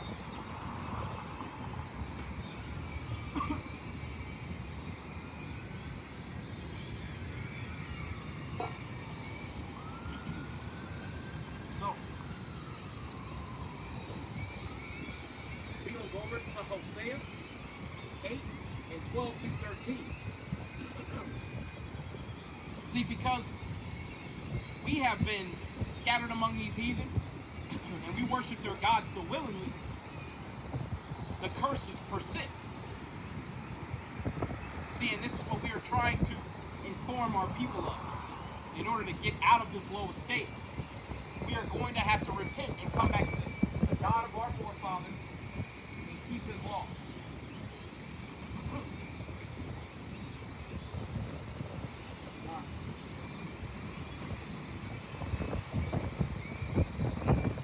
This is Hosea, chapter 8 and verse 12. I have written to him the great things of my law, but they were counted as a strange thing. They sacrificed flesh for the sacrifices of mine offerings in Eden, but the Lord accepted them not. Now will he remember their iniquity and visit their sins. They shall return to Egypt. And by returning to Egypt, the Most High God is saying that we'll be sent back into captivity again. And that's exactly where we are to this day. Back in Egypt. Back in rigor, back in slavery, under the hand of the heel of our enemies, and in the hand of those who hate us. See, the Most High God didn't promise anything that he couldn't deliver on. But the question is, those saying that they are Jews and are not, but are the synagogue of Satan, who are the imposters? Because with the so-called black man especially standing up saying he's from the tribe of Judah, if we are not, in fact, the real so-called Yehudi, that would mean that we're the imposters. We're the ones saying we are Jews and are not, but are of the synagogue of Satan. But the reality is, they are saying that they're Jews and they're not. Because we can even see back in history where they had two major conversions. Back in the 8th century under King Bulan, and then one in 150 BC under the Israelites who overthrew the Grecians. Well, let's move on with the lesson. All right? So we're going to go to Hosea 8 and 8. And then we're going to move on from there.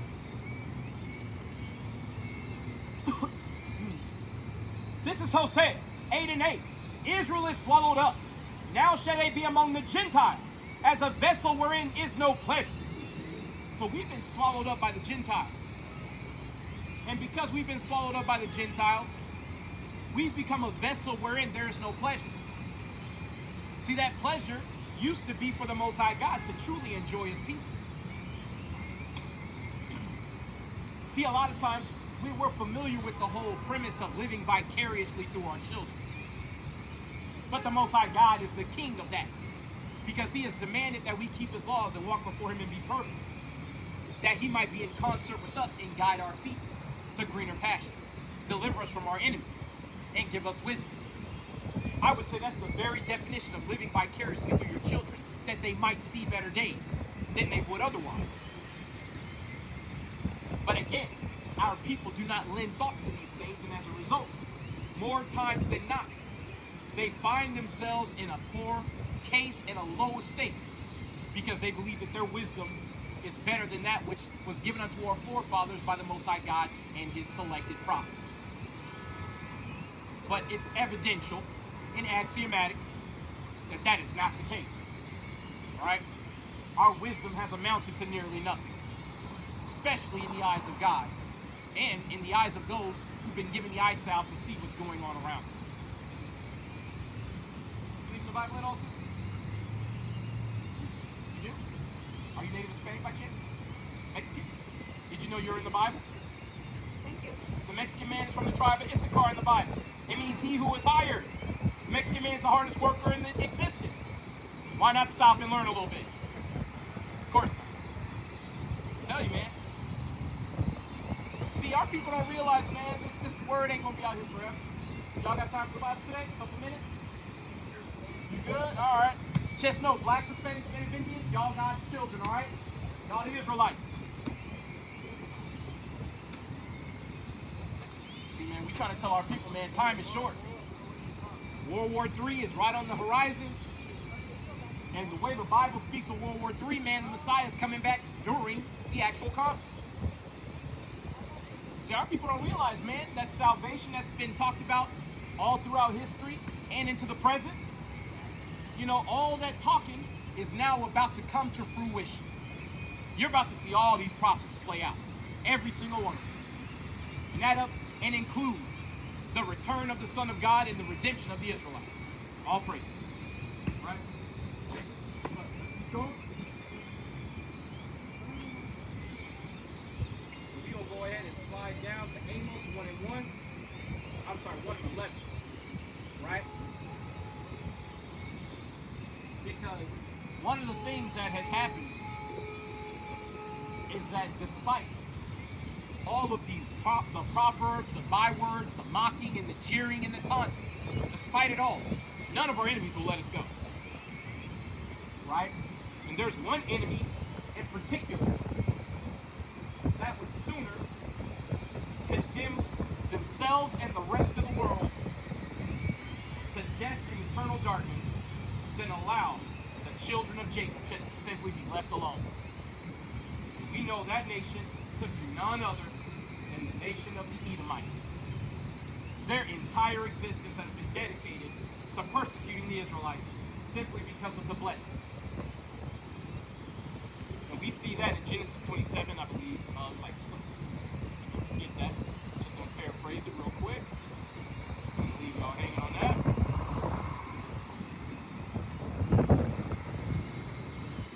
Verse 41. So Genesis 27 and 41. Esau hated Jacob because of the blessing wherewith his father blessed him. And Esau said in his heart, the days of mourning for my father are at hand. Then will I slay my brother Jacob. So you have the literal Edomites, or the so-called white man, his progenitor, making it up in his heart to hate his brother because of the blessing and to dedicate his existence to killing his brother.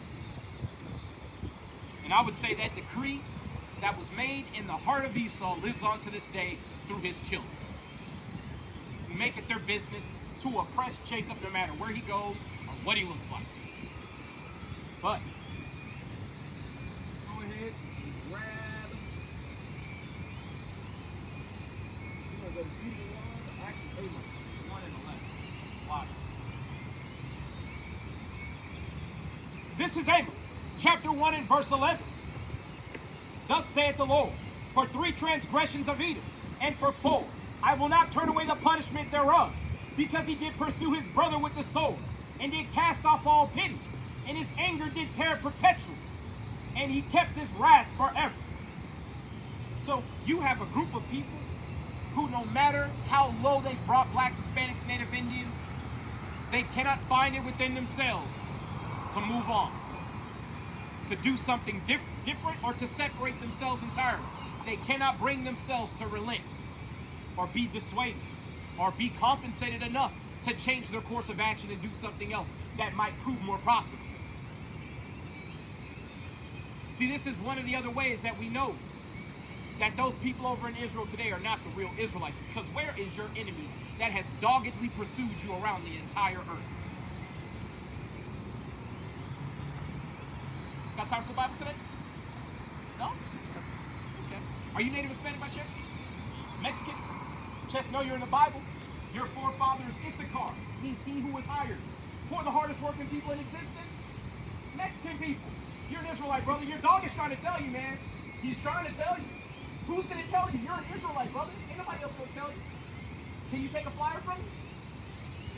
No? Oh, man, thou saved. You tried. That's a good dog. You tried, man.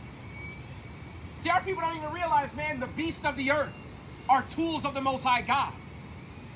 His dog stopped twice. See, he thinks, oh, my dog always does that. Okay, sure. See, I can't tell you how many Israelites I've talked to over here where their pets are literally trying to tell them to stop. Trying to tell them to stop and get fed. Get this word. Because there's going to come a time where we won't be out here anymore. And even the animals know, hey, look, get it while you can get it. Because see, all of creation is groaning under the rulership of these damn Edomites. And just as much as we want to be free from the hands of our enemies, the animals want to be free from the constant threat of extinction brought about by the worst ruler this world has ever seen. But let's keep going. We'll go ahead and roll over to Psalms 14 and 1 through 7. Right? Because these heathen have devoured us on all sides. See, we are the lifeblood of their nations. That's why no matter how ill they speak of us, they won't send us away. See, it's funny. I've had so many white folks tell me to go back to Africa since I started. I'm preaching that the white man's going into slavery, so I don't know if you want me to do that. Oh, I thought you were preaching the Bible. I am preaching the Bible. It says that in there. Oh, yeah. Where first? Revelations 13, 9 through 10. He who hath an ear, let him hear. He who leadeth into captivity shall go into captivity. He that killeth the sword must be killed with the sword. That would mean you white folks got to get killed with the sword and go into slavery. Did I answer your question? Yeah. All praises. All praises. See, it's funny. When you actually read the Bible, people get weirded out. They're weirded out that the Savior of the Israelites said that those who enslave his children got to be put in slavery. Those who slay his children got to be slain. See, I love the smart aleck attitude too. See, they don't understand. See, in the kingdom of heaven, if we even sense that you might be trying to be smart or sardonic or sarcastic, we might just beat the teeth out of your mouth. You don't need teeth to pick cotton. You don't need teeth to cook my meals or to warm up my bed. You don't need teeth for that. See, they don't understand. It's coming, and it's coming real soon. But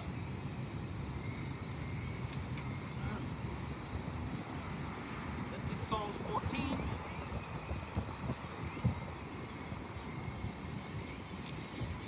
And see, that's why I would recommend to anybody who's new to the truth, memorize Revelations 13, 9 to 10. Memorize. Because see, you're going to have a lot of these heathen who try to do a drive-by scoffing. See, I see you driving by trying to scoff. You lowering that window. I'm going to light your ass up with these scriptures. See, I'm going to have your ass falling back in the back seat with broken glass everywhere and bullet holes everywhere from these words. You see what I'm saying? That's why it's about these scriptures, man. It's not about you talking. Yes, we are at liberty to preach this word and talk, but let these scriptures be the framework of your speech. said that far more elegantly than I thought I would. But let the scriptures be the foundation with what you have to say. Because I'm going to tell you, when you speak as a man, that's when people are going to get angry. Right? I know that from experience. I know that from making mistakes and speaking too liberally as a man and having to be checked. That's not to say that the Most High God forsake me or forsook me, but he did have me be chastened by the fists and the rod of men. You know what I'm saying? And I'm not saying by any means am I Solomon or Yahushua. I'm just saying I got checked by my enemy. Right? But let's get this. My Psalms is feeling real rickety these days. But either way. This is Psalms. Chapter 17 and verse 1. Hear the right, O Lord, attend unto my cry. Give ear unto my prayer, that goeth not out of faint lips. Let my sentence come forth from thy presence. Let thine eyes behold the things that are evil. Thou hast proved mine heart, and hast visited me. In the night thou hast tried me, and shalt find nothing. I am purposed that my mouth shall not transgress. Concerning the works of men, by the words of thy lips, I have kept me from the paths of the destroyer. Hold up my goings in thy paths, that my footsteps slip not. I have called upon thee, for thou wilt hear me, O God. Incline thine ear unto me, and hear my speech. So we're asking that the Most High God hear our speech. We're crying out to the Most High God while in the hands of our enemies. Right? Now, you got to keep in mind, this is King David. At the time, arguably the mightiest man on the planet. And undisputed for his martial prowess when at his apex of ability and in his youth. David was capable of facing down legions by himself and literally destroying them. So this is David crying out to the Most High God, right? But let's see what David also had to say. This is Psalms, chapter 14 and verse 1. The fool had said in his heart, there is no God. They are corrupt. They have done abominable works. There is none that doeth good. Yahweh looked down from heaven upon the children of men to see if there were any that did understand and seek God. So the Most High God has continuously been looking down to see if any of these heathen have truly had a heart toward him, who wish to serve him by serving his children. What has God found? They are all gone aside. They are all together become filthy. There is none that doeth good. No, not one. So those who say that there is no God, the children of the wicked, we see here in the Bible that the Most High God ain't splitting no hair. He ain't saying, hey, go look for this one, he's good. Go look for that one, she aight. The Most High God, through his prophets, is saying, hey, look, man, ain't none of them motherfuckers doing it. And this is a message to all you soft-hearted Israelites out there who are trying to get salvation for all of God's enemies. God didn't give you the authority nor the mission statement to do that. So your best bet is to stay in your lane and do what you've been told to do. Have all the workers of iniquity no knowledge, who eat up my people as they eat up bread, and call not upon the Lord? So we know this is directly talking about the heathen. Y'all got time for the Bible today? A couple minutes? That's a shame, man. But if I was a white man handing out free tickets to a concert, I have your undivided attention. And that's half the problem with blacks, Hispanics, and Native Indians. They'll give their time and attention to their enemies. But when it comes to their own people, they pretend like they don't even hear you or see you.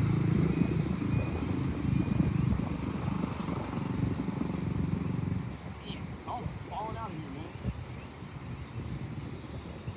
There were they in great fear, for God is in the generation of the righteous. You have shamed the counsel of the poor, because the Lord is his refuge. Oh, that the salvation of Israel were come out of Zion. When the Lord bringeth back the captivity of his people, Jacob shall rejoice, and Israel shall be glad. So my question is, if salvation were to come out of Israel, meaning Yahweh shall come back, How is it that the people are already in the land and don't need to be saved? How is it that Israel is supposed to be beset by their enemies on all sides, being devoured like bread? And yet those in Israel today were relocated there under their own power. They don't know where the northern kingdom is. They're doing abominable things in the land. All their enemies are still waging war against them, and they hate them outright. They have not been brought into any type of subjectivity. How is that the case? Maybe they're not the Israelites. Right? But let's keep going. Right? So we're going to go ahead and move on to Ezekiel 25:6 and Ezekiel 25:12. Right? And although Ezekiel 25 is addressed to many nations, you see what the Most High God has to say about recompensing his enemies in this chapter. Right? This is Ezekiel 25:6. For thus saith the Lord God, because thou hast clapped thine hands, and stamped with thy feet, and rejoiced in the heart, or in heart with all thy despite against the land of Israel. Behold, therefore I will stretch out my hand upon thee, and will deliver thee for a spoil to the heathen, and I will cut off thee from the people, and I will cause thee to perish out of the countries. I will destroy thee, and thou shalt know that I am Yahweh. So the Most High God has said, hey, look, just because y'all have basically clapped your hands and stomped your feet and rejoiced over my children while they were in the lowest state in subjectivity to you, right? The Most High God is going to have it so that they're going to be put in the same position. They're going to be made desolate, right? Dropping down to 12. Thus saith the Lord God, because that Edom hath dealt against the house of Judah by taking vengeance, and hath greatly offended, and revenged himself upon them.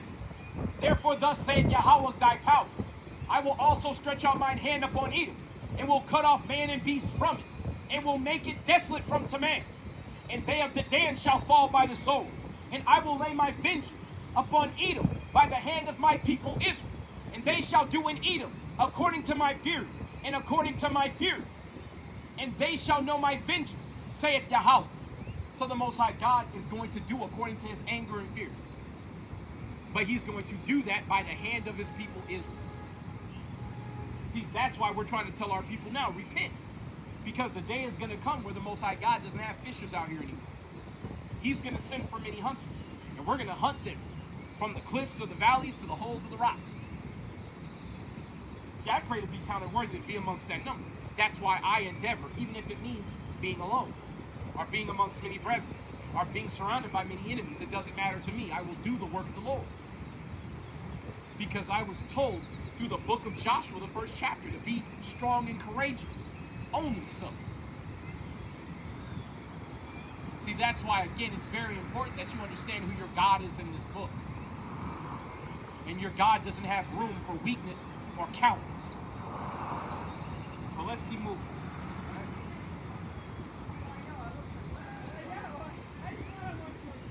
So we're going to go to Deuteronomy 28 and 33. A shortcut. I can't say the same. The white man's going into slavery. That's well deserved.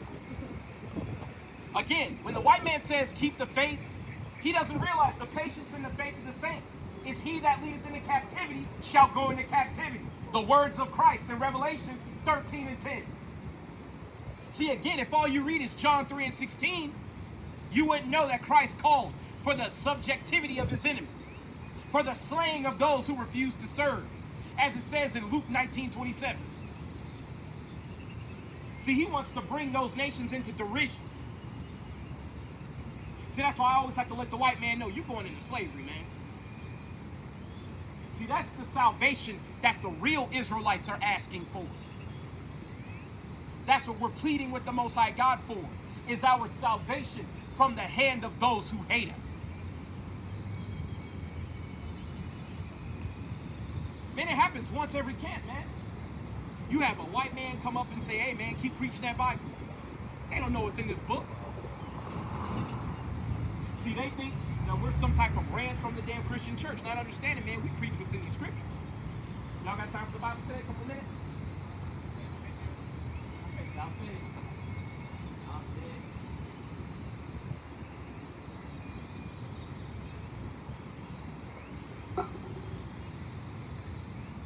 Right? But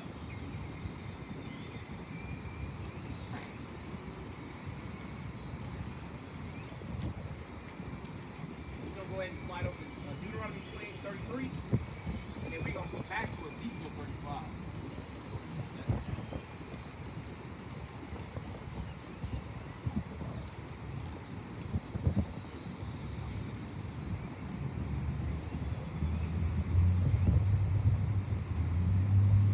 See, I love letting the white man know, man, what his final end is going to be.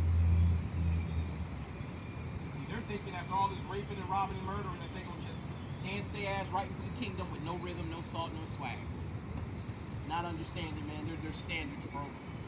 Most like God got standards. Right?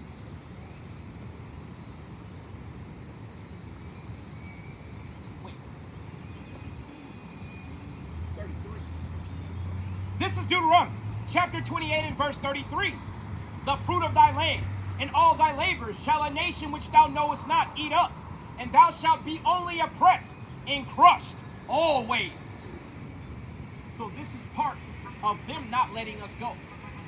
This is part of them keeping us in derision and in slavery, because they were taking the fruit of our labors, taking our livestock. Now, if you understood the curse of Cain, you would understand why they have to do that, because they can't grow their own food sufficiently enough. They can't raise their own livestock sufficiently enough. We see that here in America today. Most of these so-called white folks who own these farms, what they grow, most of them aren't even growing any type of real crop to eat for human consumption. They're growing hay so that they can raise cattle on. And what do they have to do to these cows? They have to constantly shoot them up with antibiotics, constantly shoot them up with all types of hormones and drugs and all types of things to make them grow faster and bigger. Because the earth will not lend to Cain her strength, Cain or his descendants. See, the Most High God, he puts generational curses on people.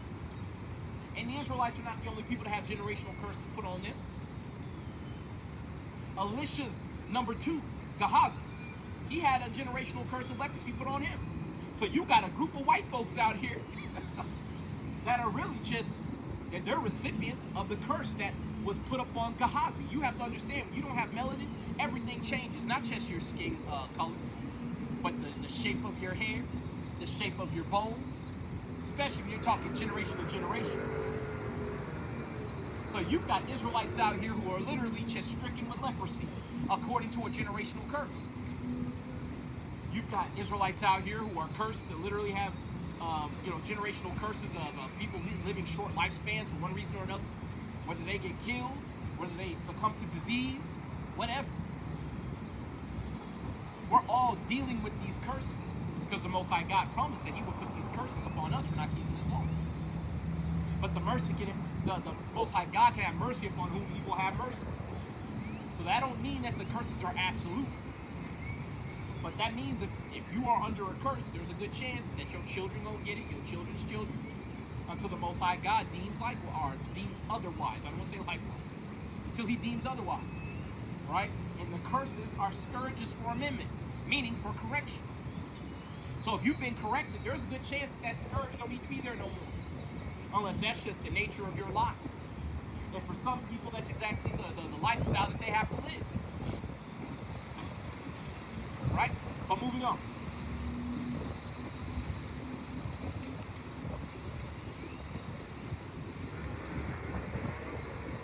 So we're going to go back to Ezekiel 35 and 10 through 14. Alright? Because these nations have conspired amongst themselves to devour the Israelites and to keep them in captivity. See, one of the main things that we often think about is, well, maybe I'll move somewhere else where the pain is less acute, where the oppression is less prolific. Not understanding that all these nations hate. And all these nations have their people at the bottom of society. This is Ezekiel 35:10. Because thou hast said, these two nations and these two countries shall be mine, and we will possess it, whereas the Lord was there. Therefore, as I live, saith Yahweh, I will even do according to thine anger, and according to thine iniquity, which thou hast used out of thy hatred against me, and I will make myself known amongst them when I have judged you. So the Most High God is going to make himself known among all these heathen when he judges them through our hands. See, that's when they're really going to know who God's dealing with, who God's giving power to, who he sent his son for, when they feel the judgment of the Most High God's wrath. And thou shalt know that I am Yahweh, and that I have heard all the blasphemies, which thou hast spoken against the mountains of Israel, saying, they are laid desolate, they are given to us to consume. So all these nations, especially the white man, talks among themselves how profitable it was to enslave all these niggers and beanies, how they stole our land. See, the Most High God has heard all of it. He's seen all the abuse. See, these people, and when I looked at her, she was sneering at me. But the moment I looked at her, all of a sudden, oh, let's brighten that countenance up. Now I'm just smiling and turning away. See, our people don't realize, man, they are your most hated enemy. And they're willing to do anything to keep you in subjection to them. And that includes smile, tell you to have a good day, call you brother. So that's why the book of Psalms says the words of his mouth were smoother than butter, and his words were softer than oil. But war was in his heart.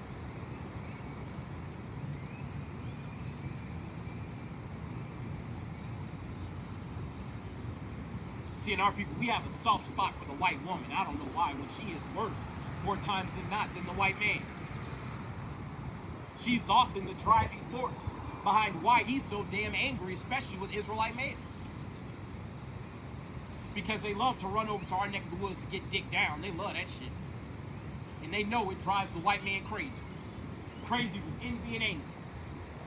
They love to cry wolf, make false allegations. I bring this out every week now. The Casual Killing Act. They had to pass that back during slavery because the white woman made it her business to kill our children in the crib.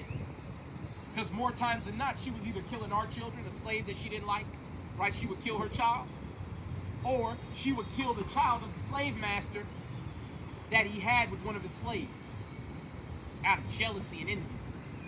Because the slave master often preferred an Israelite woman over his own woman.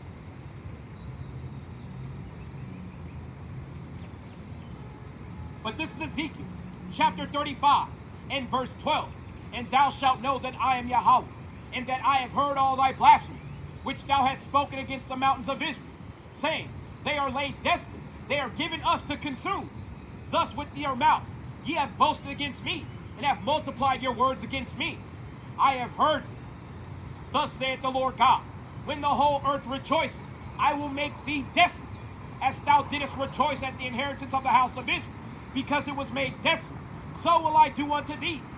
Thou shalt be desolate, O Mount Seir, in all Idumea, even all, and they shall know that I am Yahweh. So although this pericope is to the Edomites, it extends to all they that make themselves like unto them.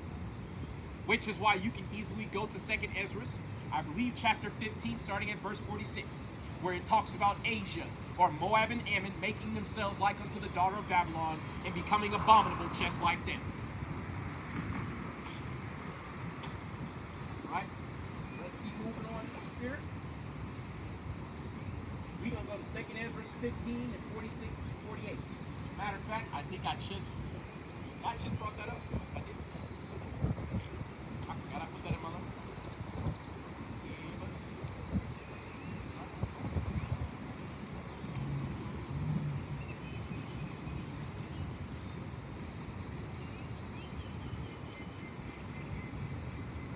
This is 2nd Ezra, chapter 15 and verse 46. And thou Asia, that art partakers of the hope of Babylon, and art the glory of her person. Woe be unto thee, thou wretch, because thou hast made thyself like unto her, and hast decked thy daughters in whoredom, that they might please and glory in thy lovers, which have always desired to commit whoredom with thee. Thou hast followed her, that is hated in all her works and inventions. Therefore saith God, I will send plagues upon thee, widowhood, poverty, famine, and sword, and pestilence, to waste thy houses with destruction and death. And it goes on. But this is talking about the judgment of Ammon and Moab, or the children of Lot, or the children of Asia. Because they've made themselves like unto the daughter of Babylon, who we know to be the Edomites today, those who are in rulership before the end. But let's keep going in the spirit. We're going to go ahead and hit up Genesis 49 and 9 through 12. Right? So we see that there isn't really anywhere that an Israelite can go where an Israelite can be received as an equal with those who are empowered today, because the earth is given into the hand of the wicked. They covered the faces of the judges thereof, as it says in Job 9 and 24. Right? So there's nowhere that we can go with the wicked being in rulership where we will be well received. But my question is, with that being said, how do we actually address this problem of having no court? Right? Because there's something that we have to understand. Despite our low position, despite being in a position of derision, we are still the kings of this earth. And the scepter has not departed out of our hands, especially the tribe of Judah, right? The world still follows behind us, whether they want to or not. Right? So we need to read, what is the prophecy surrounding Judah? Why is it that the scepter will not depart out of the hands of the children of Judah? Why is it? This is Genesis 49 and 9. Judah is a lion's whelp. From the prey, my son, thou art gone up. He stooped down. He crouches at the lion. And as an old lion, who shall rouse him up? The scepter shall not depart from Judah, nor a lawgiver from between his feet, until Shiloh come.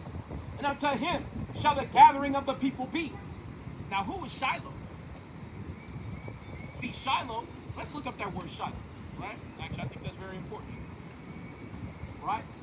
Because we know Shiloh, are the one to bring peace, is going to be Yahushua.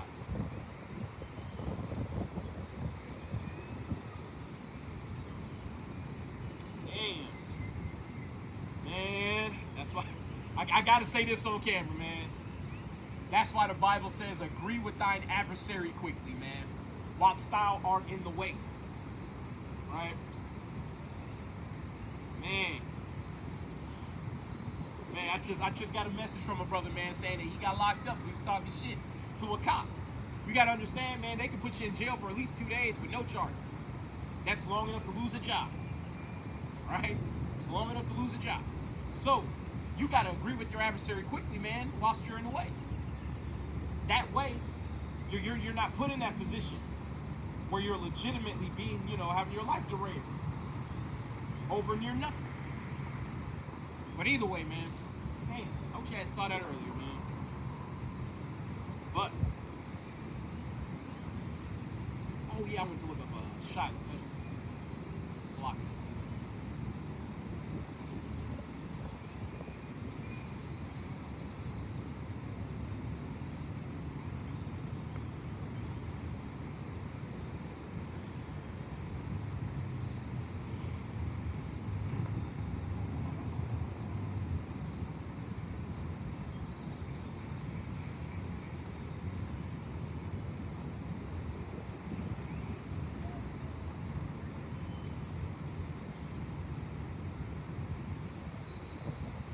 Got the word silo here. He who it is, that which brings or belongs to him, tranquility, meaning uncertain, but it means tranquility, right, or peace. So the peace bringer, right? Who is this peace bringer? That peace bringer is going to be Yahushua, the true Son of God and the King of the Israelites. And unto him shall the gathering of the people be, meaning he's going to reunite all the tribes, the southern and northern kingdom. He's going to bring us all back to the homeland of Israel. Right? See, that's this. And for those of y'all who are looking for prophecy in the Old Testament that lines up with the New Testament, here's some prophecy that you definitely need to be familiar with. Because when you say that Yahushua or Jesus Christ sprang out of the loins of Judah, or he's the lion that's sprang out of Judah, you need to understand where this comes from. All right? This is Genesis chapter 49 and verse 9. Judah is a lion's whelp. From the prey, my son, thou art gone up. He stooped down. He crouched as a lion. And as an old lion, who shall rouse him up? The scepter shall not depart from Judah, nor a lawgiver from between his feet, until Shiloh come. And unto him shall the gathering of the people be. Binding his foal unto the vine, and his ass's colt unto the choice vine. He washed his garments in wine, and his garments in the blood of grapes. Now, if you read Isaiah 63, Isaiah sees a vision of the Son of Man coming from Basra, covered in a substance as if he had been treading the wine fat, or he was covered in blood. Right? His eyes shall be red with wine, and his teeth white with milk. And that milk is the knowledge and wisdom of the scriptures. Of course, his eyes being red with wine. Well, Yahushua was a wine bibber, right? He was stressed out by his people and the plight that was on his shoulders. But he did what he had to do to finish it with no faults, no flaws, no sins. And he did a damn fine job. All praises. Right? So we see here that Yahushua is prophesied of in Genesis. But before Yahushua returns, it still states that the scepter shall not depart from Judah, meaning, although we will be brought into a low state, we still going to be at the helm of the world, leading them in terms of trends, art, vernacular, all of it. We're still the king. And that's why, as much as the white man hates it, he can't help but follow. Right? Well, let's keep moving on.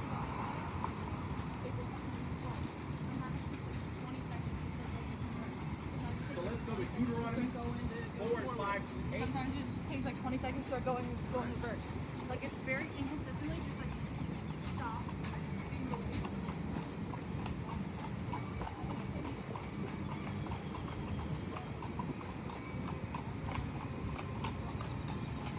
Because we have to understand, right? When it comes to wisdom, the tribe of Judah, we are still at the helm. We are still at the helm. That's why when you look out into the world of inventions, things don't change unless we change it. Right? See, our heathen adversaries, they can make things bigger based on what we've already made. And they might be able to make things a bit faster. There's always a trade-off. It always destroys the earth. It's always incongruent with nature. Whereas when we're allowed to perfect our technology, we minimize our impact on nature and increase efficiency. But then we also recognize when there's a pivotal point where there's going to be a cost to any more progression, and we leave it where it is to keep the balance with nature. Right? This is Deuteronomy chapter 4 and verse 5. Behold, I have taught you statutes and judgments, even as the Lord my God commanded me, that ye should do so in the land whither ye go to possess it. Keep therefore and do them, for this is your wisdom and your understanding in the sight of the nations, which shall hear all these statutes, and say, surely this great nation is a wise and understanding people. For what nation is there so great, who hath God so nigh unto them, as the Lord our God is in all things, that we call upon him forward? And what nation is there so great, that hath statutes and judgments so righteous, as all this law, which I set before you this day? So that's why when it comes to wisdom, our people are still at the helm, because we were the ones given the law, statutes, and commandments. Y'all got that time? Take a few minutes. All praises, man. Yeah, come around. I'm gonna show y'all some stuff, man. Got books and everything, man. What y'all up to tonight? Just my mom's leaving the guitar. So we can't. All right. All praises, all praises. So y'all believe in the Bible? Okay. What tribe y'all come from in the Bible? I really don't. Honestly, I'm not really religious like that. That's cool. That's cool. Is your father Mexican by chance? As far as you know, are you Hispanic? Yeah, I'm Hispanic. Okay, Native Hispanic or Spanish? No idea. I'm gonna read something to you in the Bible because what you're saying that often happens to people. Did you know that the people in the Bible whom God loves the most are the Israelites? Have you ever heard that before? Okay. Well, the Israelites are under very like specific conditions, right, for not keeping God's law. This is Deuteronomy 28 and 15. But it shall come to pass, if thou wilt not hearken unto the voice of the Lord thy God, to observe and to do all his commandments and his statutes, which I command thee this day, that all these curses shall come upon thee and overtake thee. Now you said you didn't know your father. Isn't that something that is pretty like prolific among blacks and Hispanics? A lot of us don't know our fathers. Did you know that's a curse? It's right here. So that the man that is tender among you and very delicate, his eye shall be evil toward his brother, and toward the wife of his bosom, and toward the remnant of his children, which he shall eat. That's likely why that happened, brother. Because you said you know yourself to be Hispanic, likely Mexican, right? The Mexican man in the Bible is known to be from the tribe of Issachar. Issachar in the Hebrew means he who is higher. Have you ever asked why the Mexican man can build a house in 120-degree weather and nobody else can? How y'all can pave all these roads and then y'all can take a break, kick your feet up, and chill out and get right back to work without missing a beat? That's literally a gift y'all have from the Bible. God created y'all. Now I have a question. Who in the church would have told you that the Mexican man is from the tribe of Issachar? Nobody. Because they tell you that everybody can be saved. But I have a question. What does the white man need to be saved? No clue. Now what does the Mexican man need to be saved from? Yeah. Well, how about when you roll through your own neighborhood? Don't your own brothers want to shoot up the spot? Take what you got. I just told you, man, we got an evil eye to them. It's the same for black people, for native people, or native Indians, right? We all have the same problem. And when y'all walk by black men, don't we often look at y'all a certain way? Yeah, we mean mug you. We treat y'all like trash. And this is to my camera and to you brothers. During slavery, did you know Mexico was one of the only nations where if we crossed your border, you gave us amnesty? We were free in your country. We didn't have to pay you anything. So y'all were our brothers, just like you are today. And I apologize to you that our people aren't like that to you. Because y'all are a mighty nation. But the thing is, though, we don't know who we are. And part of the curses is that we would be separated from our history. Right? I want to read this because I know y'all got to go, and I don't want to hold y'all too long. How many commandments do you think are in the Bible? You've heard about the 10, right? 10. What if I told you there were 613? Now, that's the response you should have. Now, the question you should think of, why did they tell you there was only 10? Well, it's not just hard ones. Now, what if I said, while we keep the commandments as a people, God will make sure that nobody can touch us? We'll be above every nation on the planet. But what if we break God's commandments? Then he's going to set us beneath every other nation. I have a question. Think about it real hard. During the summer, it's 120 degrees. White people walk around with umbrellas, they're going to get burnt up. How is it that they came here and put your people in slavery with no sunscreen? How did you? You didn't keep the laws of God, brother. The Bible literally says we don't keep God's laws. It's in the book of Jude. It's in the book of Jude if you can ever read it, chapter 5. While we don't keep God's laws, they can dominate us. But when we keep God's laws, we're untouchable. Right? Who's a better boxer than a Mexican man like Canelo Alvarez? Y'all into boxing at all? He didn't really beat him. He beat him on scorecard. You know, brother, I'm gonna be real, man. I like old school boxing though. You know what I'm saying? We're like, you, yeah.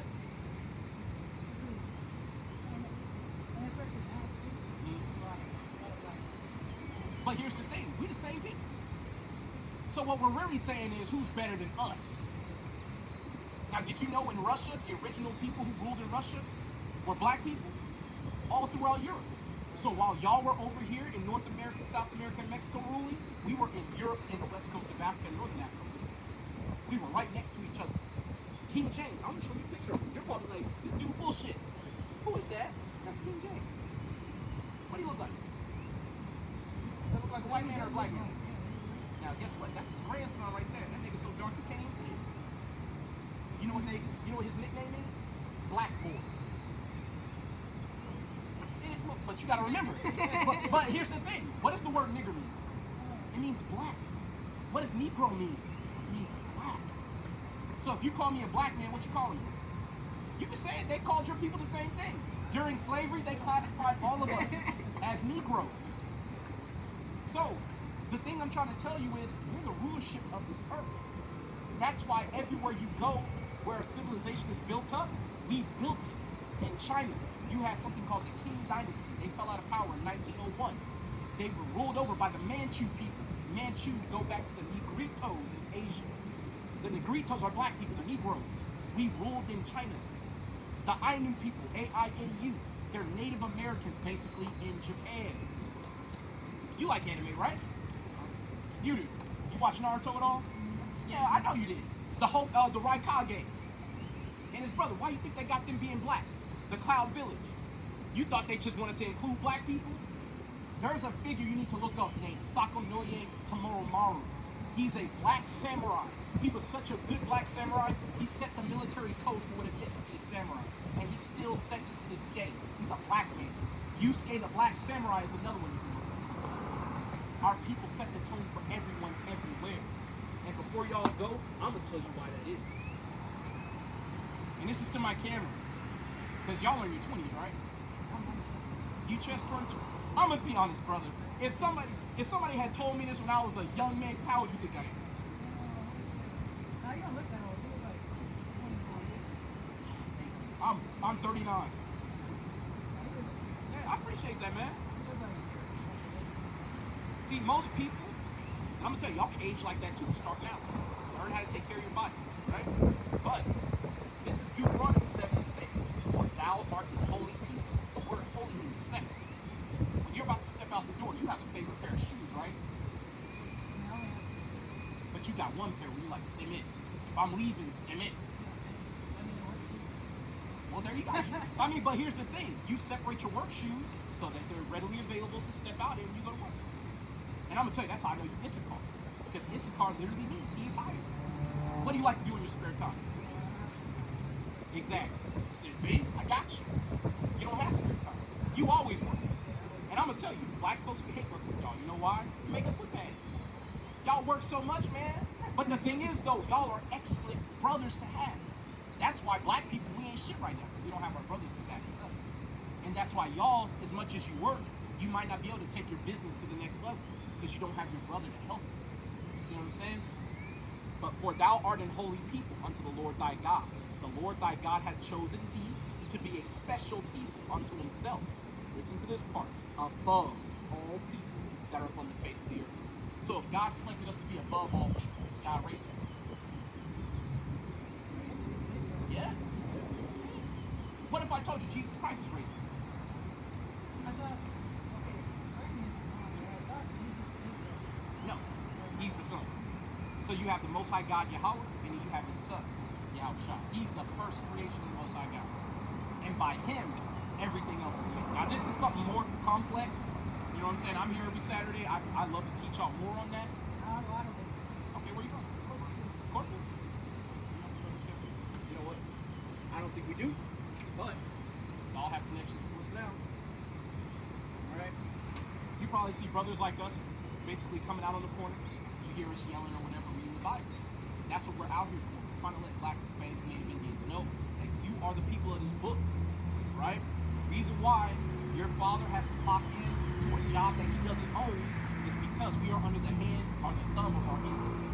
Right? Our enemies are the people who pay taxes to. They're the same people who jam you up against cars and put you in handcuffs. Have y'all been jammed up by the police before? Of course you have, because you Hispanic. I know what it is because I'm black. But you know how the white man view it? Use a nigga. Ain't got nothing to do with you being so-called black or Hispanic. You are a black, meaning you don't have a heritage, you don't have a history. You might have Mexico, but who rules Mexico? White people. When you look in the government, how many real Mexicans, like people who fix cars, fix roads? Ain't none of them. They're all people who are like, you don't even see them niggas. They live in somewhere far, far away. They talk for you though. Just know, man, y'all are special. Y'all the kings walking the earth. Right? But, hey, man, it's an honor to meet y'all. You got a firm hurt handshake, man. Yeah, y'all, that's a good friend right there, man. Yeah. All y'all brothers? All praises, man. Who the oldest? Yeah. Take care of your little brother, man. Yeah, he gonna amaze you one of these days, because I saw him listen. All praises, man. Again, I say this to the camera, man. If people like me weren't out here to tell our brothers, man, who will? You got a lot of Israelites, man, in these last days, man, they trying to stand down when you need to stand up. If brothers like IUIC, GMS, Sakar, all these different organizations of Hebrew Israelites, if we weren't out here to let our people know, even to the Israelites who are individualites, say what you will to the negative about an individualite, if he's going to the highways and byways doing the work, I ain't got no qualms with it. Right? He should be gathering with his brothers, but you know what? As long as you gathering with the people in the street, spreading this word, I'm good with you, man. But if we weren't out here doing this work, how would our people wake up? And that's one of the ways that you know this is the last days. We are in the last days. See, that's why you have to let our people know, man. And you got to give it to them with some zeal. Let them know, man. Be happy about being an Israelite. God didn't choose everybody. You know what I'm saying? A lot of people, they act like God chose everybody when he didn't, man. He only chose the Israelites. And no one else. Right? We got some people walking up. They're going to get back to the lesson. Hopefully they come this way. And hopefully they stop. How y'all doing today? Got time for 5 couple minutes? If your father's a Negro man, sir, just know you're an Israelite, all right? If you're from the same tribe Christ came out of, repent, keep God's laws, America ain't got long. It's funny. I just talked to 2 19-year-olds, man, but I can't even get my elder to stop for 10 seconds, man. I tell you. It's a shame, bro. It's a shame. See, and the Bible talks about us asking our elders for our history and our traditions. I don't see how that's going to happen when your elders pretend like you don't exist. But imagine if I was a white man handing out Beyonce tickets. Or what if I was a white big booty OnlyFans model? I'd have your undivided attention. But that's the way it works with our people, man.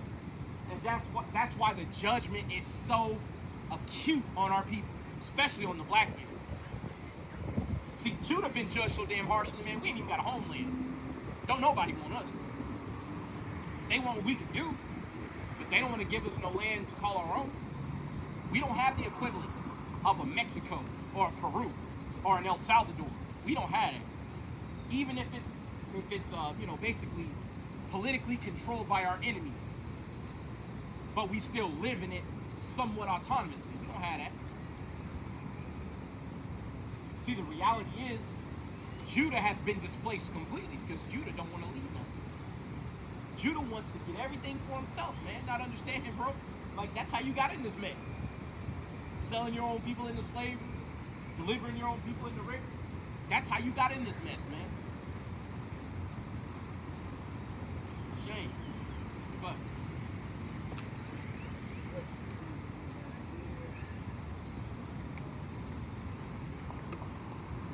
so we're going to go to Judith 10 and 9. Right? Because it's not just wisdom. Right? Shit. The Israelites, man, we the standard of beauty in this world. Especially our women. See, that's why it's a shame when you see the black, Hispanic, and Native American woman acting a fucking fool, man. It's a shame. Because we got the most beautiful women on the planet. Right? We got the women who are capable of the most amazing feats as a woman. But our women have been conditioned to love the ways of their oppressor more than their own. To love the men of the oppressing nations more than their own. And so they treat their own men like trash. They treat them like they are second option while they run to the white man. And y'all sisters, y'all gonna keep paying for it. I saw a story just today. Sister went on a first date with a damn 28, I think 20-something-year-old white man. She was a 19-year-old little sister. And he dismembered her and threw her body parts around the city. And I don't even blame that little sister. I blame her parents. Because her parents didn't raise her correctly. Right? The fact that she was going out with a white man who was so much drastically older than her, and she didn't even know who her enemies were in this world, that tells me that her parents were derelict in their duty. Damn shame, man. But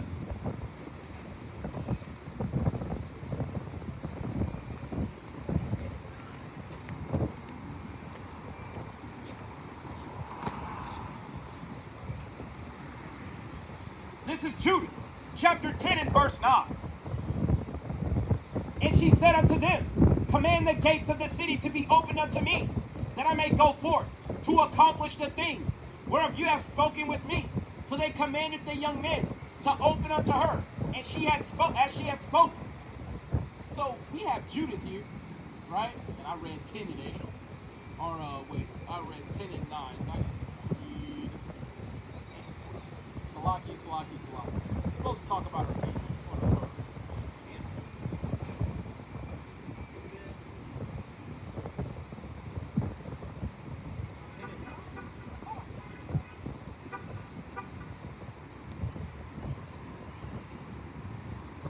Ah, 10 and 19, Salaki. This is Judith, 10 and 19. And they wondered at her beauty, and admired the children of Israel because of her. And everyone said to his neighbor, who would despise this people, that have among them such beautiful women? Surely it is not good that one man of them be left, who being let go might deceive the whole earth. So these other nations, they don't understand that the men give rise to the children, which give rise to the next generation of adults. But they were conspiring to kill all the men so that they could have all the Israelite women to themselves. Because they were in awe of the beauty of Judith. And Judith was a widow, right? But she was an outrageously beautiful woman. Another woman in the Bible whose beauty was unparalleled for her time, Queen Esther. You see what I'm saying? So our sisters are a beautiful stock of women. But they have to understand from which they descend, and that is from the Israelite man. And they are in subjection to the Israelite man, whether they want to be or not. And the more they fight and try to run from that, the more scourges they run into. The more judgment they incur.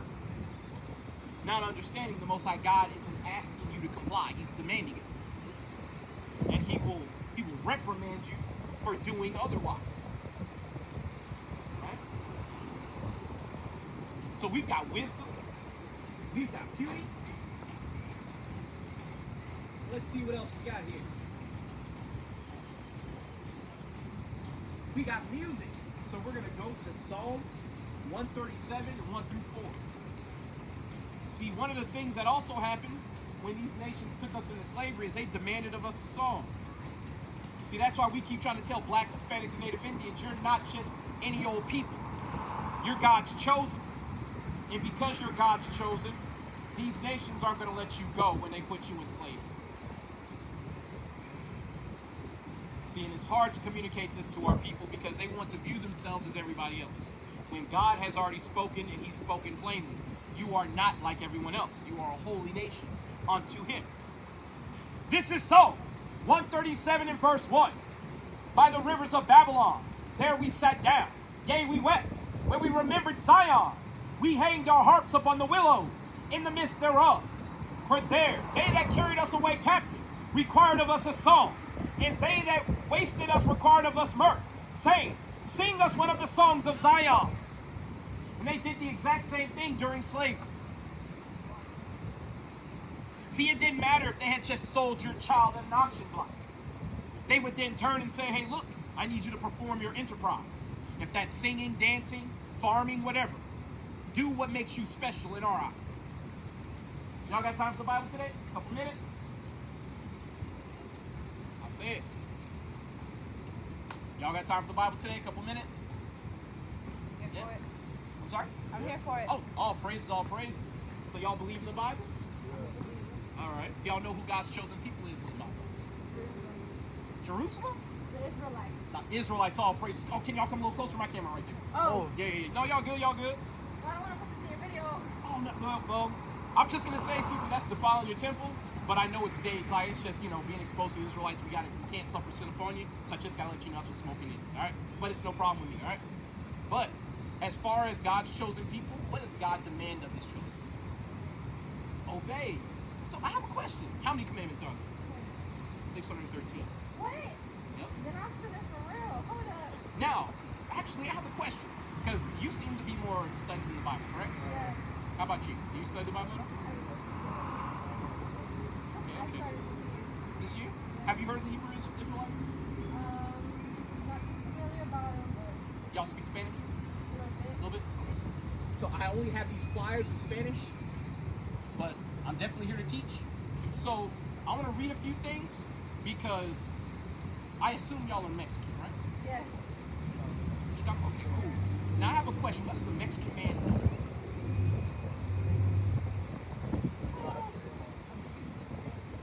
That's the negative stuff. What's the positive? Working hard. Now what tribe, now the tribe you go back to, I almost asked you what tribe, but the tribe you go back to in the Bible is the tribe of Issachar. Issachar in the Hebrew means he who is hired. So it's in your name, the fact that you're the hardest worker on the planet. Right? Now I have a question. Yeah. What's your name? Joseph? Yeah, but he's the father of the Ephraimites and the Manassites. That's the Puerto Ricans and the Cubans. Because they're brothers directly under Joseph. Right? Because if you had a Puerto Rican man and a Cuban man and they were about the same height, same weight, you can't tell them apart. Because they're literally from the same man, Joseph. Right? They're brothers. But we're out here, our Hebrew Israelites, we take to the streets to let blacks, Hispanics, and Native Americans know that we are the children of God. Right? I want to show you in the Bible how we can tell, right? And how much time y'all? I got all the time. All the time in the world? All right, cool. So we're going to suspend the lesson. We're going to just teach today. Oh, praise. This is Deuteronomy 28 and 15. But it shall come to pass, if thou wilt not hearken unto the voice of the Lord thy God, to observe and to do his commandments and his statutes, which I command you this day, that all these curses shall come upon you and overtake you. So God's chosen people, if we don't keep God's commandments, are going to be under curses. Let's see some of them, right? Here's a big one. You know about slavery here in America, right? Who are the victims of slavery? And the Mexicans, it was. Puerto Ricans, the Taino Indians, basically blacks, Hispanics, and Native Americans, right? But did you know that's in the Bible? That curse? No, I didn't know that. I'm going to read it to you. This is verse 68. And the Lord shall bring thee into Egypt again. What were we doing in Egypt the first time? Slavery. And the Lord shall bring thee into Egypt again with ships. So when they would drop us off here from the west coast of Africa, do you have anybody who works in construction in your family? Well, do you know? Well, there you go. So if you drive a truck and you empty it at that gravel site or whatever site, do you drive that truck back empty if you have a choice?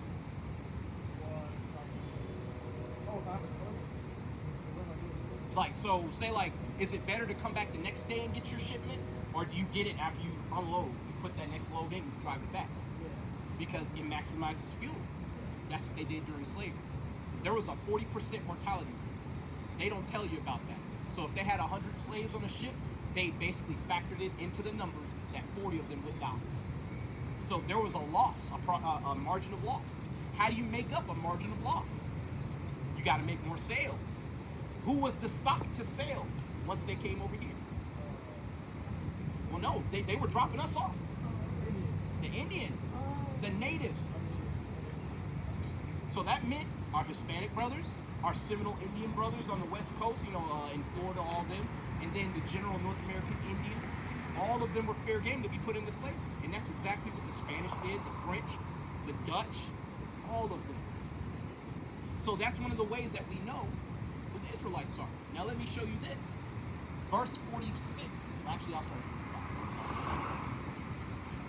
45. Moreover, all these curses shall come upon thee and shall pursue thee and overtake thee till thou be destroyed, because thou hearkenest not unto the voice of the Lord thy God, to keep his commandments and his statutes, which he commanded thee, and they shall be upon thee for a sign. What's a sign? It lets you know what to do, right? Right? So the curses are literally on the Israelites for a sign. Because the real Israelites, according to Jeremiah 4, I believe 17 and 4, it says that we would discontinue from our heritage, meaning we would be separated from the information that we are the Israelites. Because as far as you know, you're Mexican. As far as I know, I'm black. But who called you Mexican? Spanish. So y'all didn't name yourselves. As a matter of fact, when you did name yourselves, who were you? The Azteca. The Aztecs. Right? Now, in the Bible, it says that Issachar not only was a strong ass crouched down between two burdens, which is a donkey, right? The animal from Mexico. But you were also prophesied to be a people of the signs of heaven. Meaning, when we were together as a nation, we would turn to Issachar and go, hey, what's God telling us in the stars? What does that mean? What do y'all have today that tells us that y'all know how to read the stars? But that's one of the sons of Jacob. Oh, okay. Yeah. You're thinking of the 12. But that's why he took the 12 apostles to represent the 12 sons of Jacob. So you're not actually wrong. It's just you got to remember to keep it separate. Yeah. You know what I'm saying? But y'all have something down in Mexico called cenotes. There are rock formations that have openings at the top and pools of water at the bottom. At night, if you stand next to the water, you can see the stars like a map. So y'all made the Aztec calendar like that. That's why y'all have the most accurate calendar this world has ever produced. Because y'all are a people of God, literally. Right? I want to show y'all another curse, and I'm going to get into some more of the Bible, right? Because I know you might be asking, well, what does it matter if I'm an Israelite? Isn't everybody going to be saved? You're in the right spirit. She said no. Because my question is, what does everybody need to be saved for?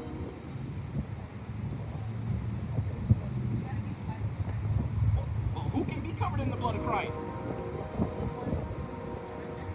We got to say. We're going to say. I'm not saying nowhere yes. You might be right. You might be wrong. Right? But this is Deuteronomy 28 and 48. Therefore shalt thou serve thine enemies, which the Lord shall send against thee, in hunger and in thirst and in nakedness and in want of all things. He shall put a yoke of iron upon thy neck until he have destroyed thee. When you want to get fed, where you got to go? H-E-B, Walmart. Well, you say home because that's where you store your food at.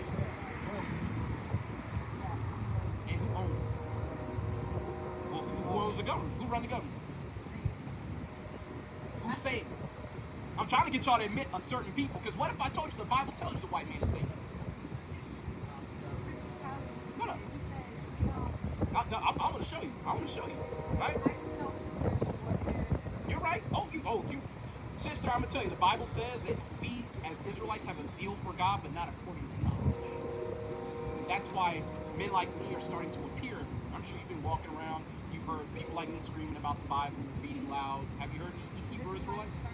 First time? Well, all praises. I'm going to show you, right? Christ himself called the people who profess themselves to be Jews and are not the synagogue of Satan. Now, who are the people today saying that they're the Israelis? Aren't they just white people? Yeah. Well, the people over in Israel today, the people who wear the small hats, aren't they white people? Yeah. What? Look at this. This is Revelations chapter 2 and verse 9. I know thy works and tribulation and poverty, that thou art rich, and I know the blasphemy of them which say they are Jews and are not, but are the synagogue of Satan. Oh, wow. What does Satan mean? Satan just means adversary. You play fighting games at all? No? Okay, back in the day. The person that you're fighting against, that's Satan. That's the adversary. So, all they are is they're our opponent. That's all they are. What is the word devil mean? Deceiver. There you go. Right? So, who's the biggest liar on the planet? Than a white man. Women. No, here's the thing. Who taught him the lie? You ever hear of something called the Willie Lynch Doctrine? So during slavery, they had a slave owner in 1721 in Virginia. His name was Willie Lynch. The way slavery used to work was when you went up to a plantation, they had bodies hanging from trees as you came into the actual plantation. That's bad business. Because you want to show somebody my slaves are working. They're compliant. Willie Lynch had a whole doctrine of how what you do is you take the biggest, baddest slave, you chain him to the floor, you rape him, and then you tear him apart in front of his kids and his family. Because, brother, if I saw a man who was like 6'8", he built like LeBron James, you're going to be like, well, shit, if he can't do nothing, I can't do nothing. And it's worked to this day. And what does it do to the woman? It tells her, in order for my son to be safe, I have to teach him to be demure, be shy, and I have to teach my daughter to be bold. So it pushes the men to the back and the women to the front. Man, the sister's on fire, man. Is this your wife? Shouldn't it be? I'm gonna tell you, man. Read Proverbs 31. That gives And the fact that she's read it, she's familiar. That's the standard for a good woman. Yeah. Make sure you read that, brother. That way, whenever things are going on in your relationship, you can just look and go, hey, you missing this? It's a checklist. And she knows these are God's words, not your words. So she might have a problem with you. And I know how it is with my wife. You know, I can say something, she blow up at me. But when I show her the Bible, she's like, all right, I got to hold it. You know what I'm saying? It's not about words, it's God's words, right? But I want to show you, because I told you, there's 610 commandments. Your enemies taught you that there were 10 for a very specific reason. And that reason is, if you're breaking the commandments, you get put in slavery. You have to go to them in one of all things, right? You think your enemies don't know that? I'm going to show you. It's in the Bible. They not only do they know it, they talk amongst each other. Where are the other hundred? Where does the hundred come from? The 613? Oh yeah. Yeah, that's the first 5 books of the Bible. So where? Looks like they have the Bible. Correct. I got them in here too. The Apocrypha. Yep. The 14 hidden books. Is that the Geneva? No. This is a 1611 King James before they were taken out during something called the Protestant Reformation. Just get off Amazon. It's 35. Usually 35 bucks.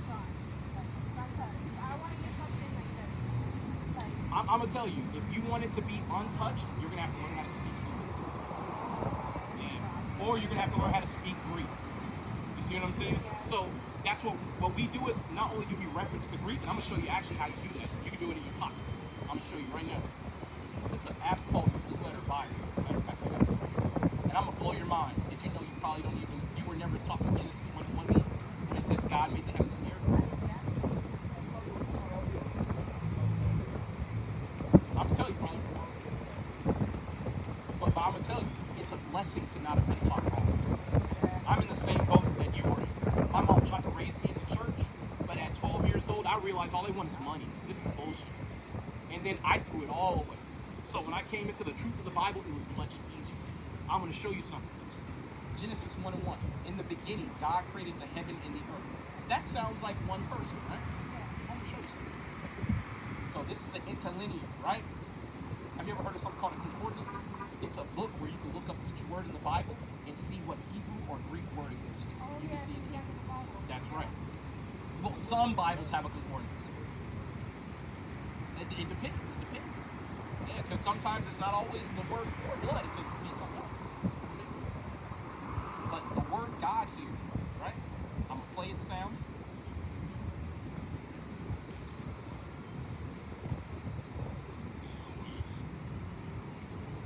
Well, there's 3 ways to say it.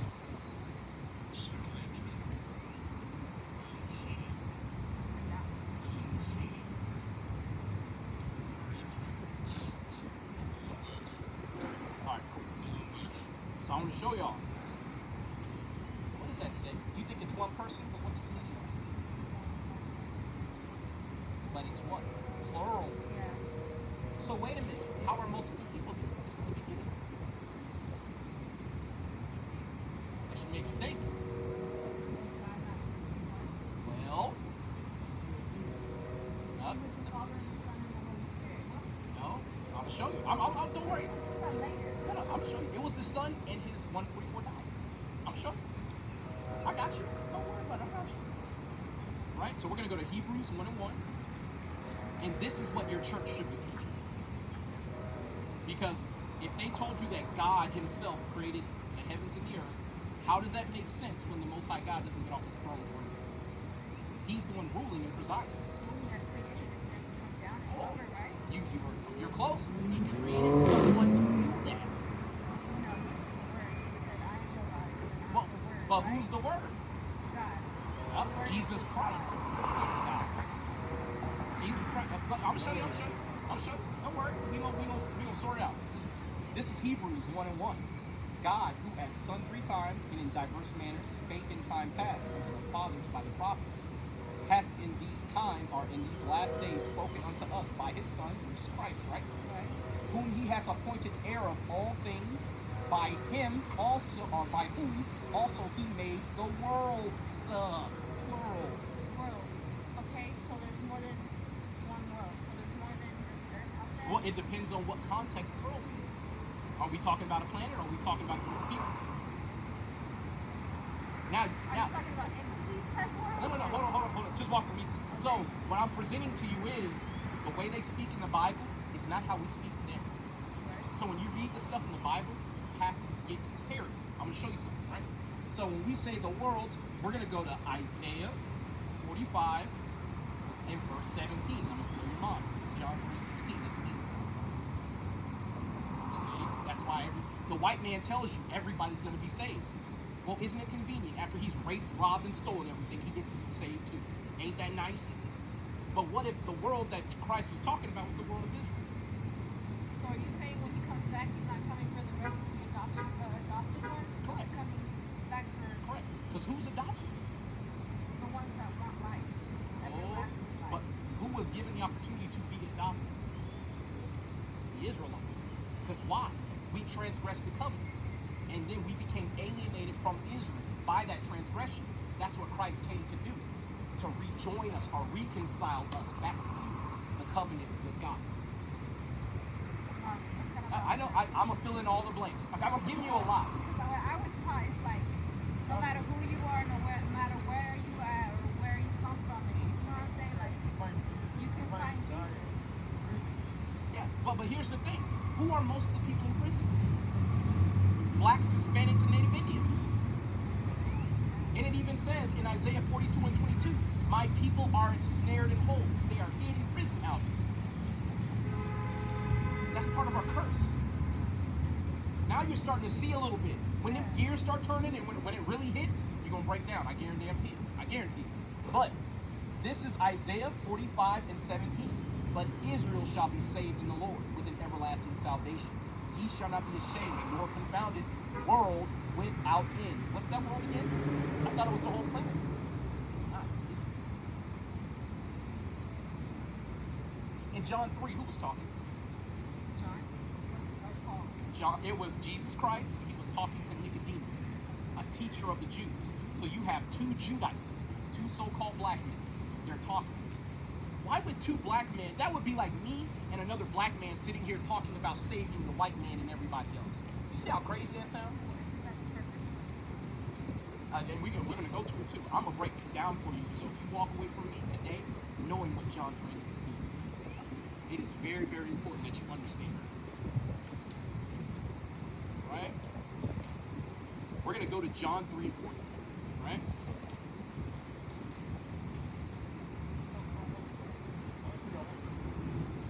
Well, I can take it tomorrow. I go to church now and everything. Are y'all Catholic? I'm Christian. Well, I'm not. You know what? I can't say that because I can't take a steal about from the church. Don't. Thou shalt not steal, right? But here's the thing: those commandments are for me and you. That's not everyone else. So hold up. Ask me this. So when he comes back for his people, right? The white people are going to stay here. How does that work? I'm gonna go into all of it. I'm gonna go into all of it. I'm gonna get it. Yeah, I'm gonna get it. I'm just like, hold up. Now you got questions. That's good. So this is John 3 and 14. And as Moses lifted up the serpent in the wilderness, even so must the Son of Man also be lifted up. When did that happen in the Bible? What's his name? The man that was lifted up, you're talking about? Well, when did Moses make a grass serpent and lift it up? When he spread the Red Sea, right? When What? he was on his way out of, You're actually close, but he lifted up his staff. yeah. In the wilderness, he did that in Numbers 21. I'm going to take you there right now. And then we're going to come back to John 3:14. We go all the way to 16. And you're going to realize what I'm talking about. Right? And this is to my camera, right? This is why it's important to understand context. Because if you don't know what the context is, your enemy can tell you anything. Oh, yeah. So I have a question, right? My enemy. Well, I have a question, right? How many people died before America to exist? A lot. Do you know the figure? Over 250 million people. Now I have a question. How does God set the scales right on that? When you have to give blood for blood, life for life, eye for an eye, foot for foot, tooth for tooth. So how do you set the scales? Right? So how are they going to be set? They're not. Well, we're going to go into that too. There's no such thing as heaven. Heaven is on earth. Oh, yeah, you're right. Because at the end of times, God will make everything new. You talking about Revelation 21. Behold, I make all things new. Yes, and he's going to bring his kingdom down. And That's right. when everybody else is coming. New Jerusalem. Yes. See, you've got bits of the truth. You just got to tie it all together. When you do, you're going to be able to just move with the Spirit. And brother, you won't get built up, man. I'm going to tell you, that Spirit won't get on you to start learning. Man, it tastes so good. Yeah, I'm telling you. But we're going to go to Numbers 21 real quick. The Bible will stick together like this and everything. But this is Numbers 21 and verse 4.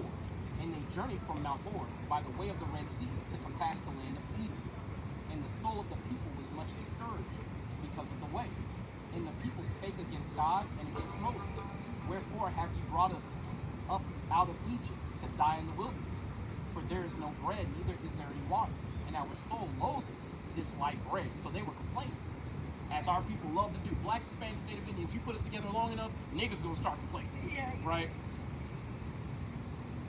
And the Lord sent fiery serpents among the people, and they bit the people, and much of Israel, or the people of Israel, died. So because of our complaining, God literally rose up venomous snakes, and he sent them to bite the people. Right? I didn't read that about Yeah, this is in the wilderness.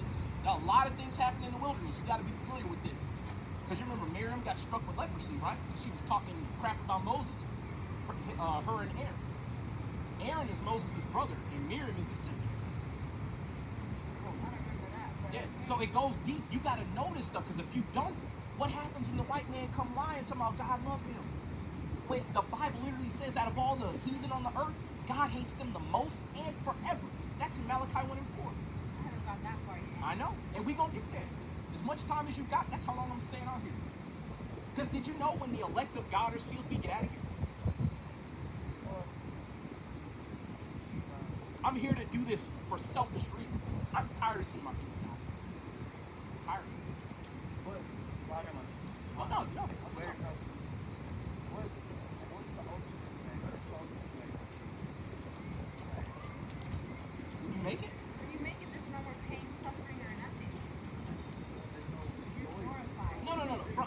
Brother, you gonna be a king again. Not gonna be like this. Yeah, you walking like this with dog shit everywhere, toilet water for a river. Brother, your kingdom, it's described in Revelations 21.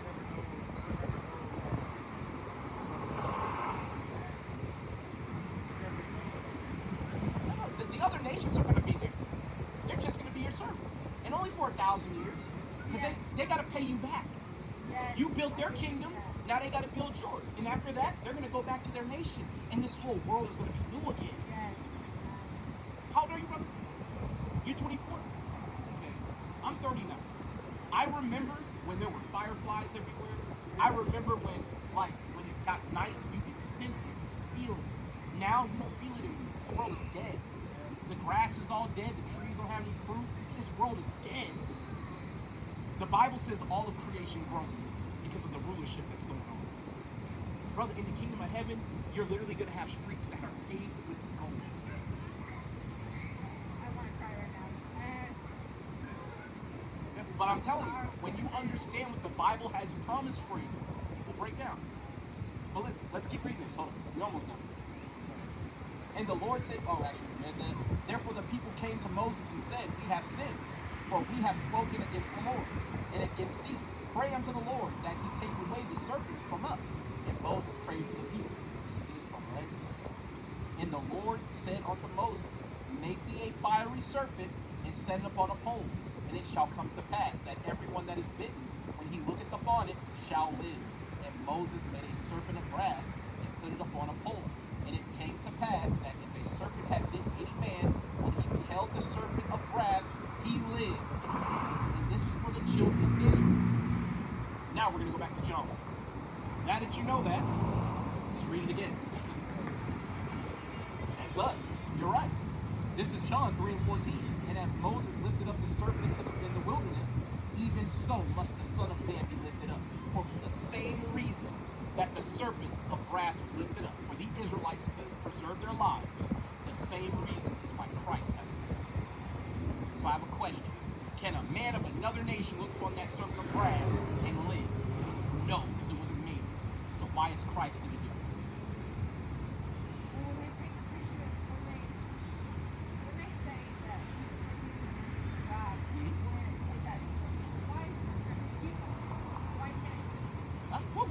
go into that. We'll go into that. But let's get 16, right? For God so loved the world, you know that world to be Israel, right?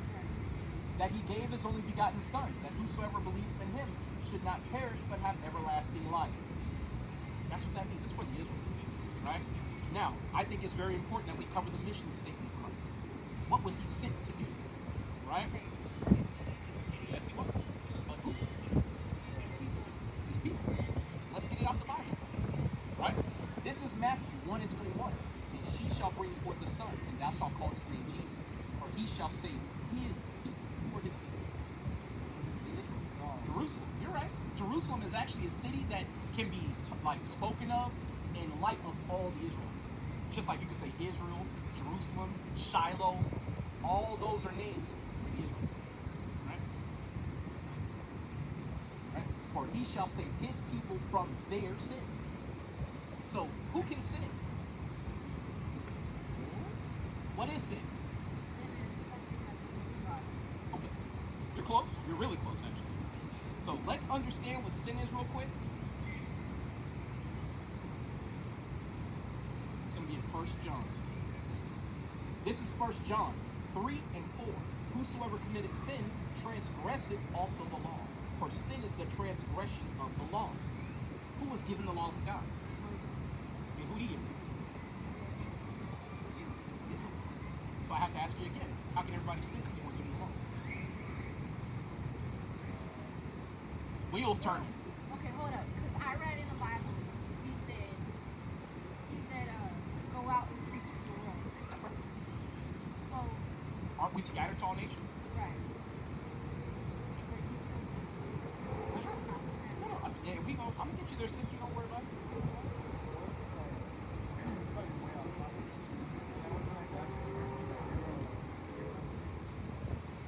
Well, everybody used to be like a dark color, but East Indians who come from India, some of them are darker than me, but you don't call them black.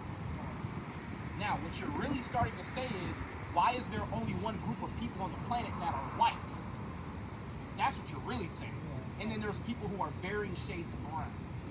okay, yeah. So what you're really trying to say is, how come I can't identify people by the color?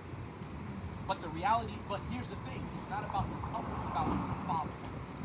How do we find out what tribe we're from? A prophecy.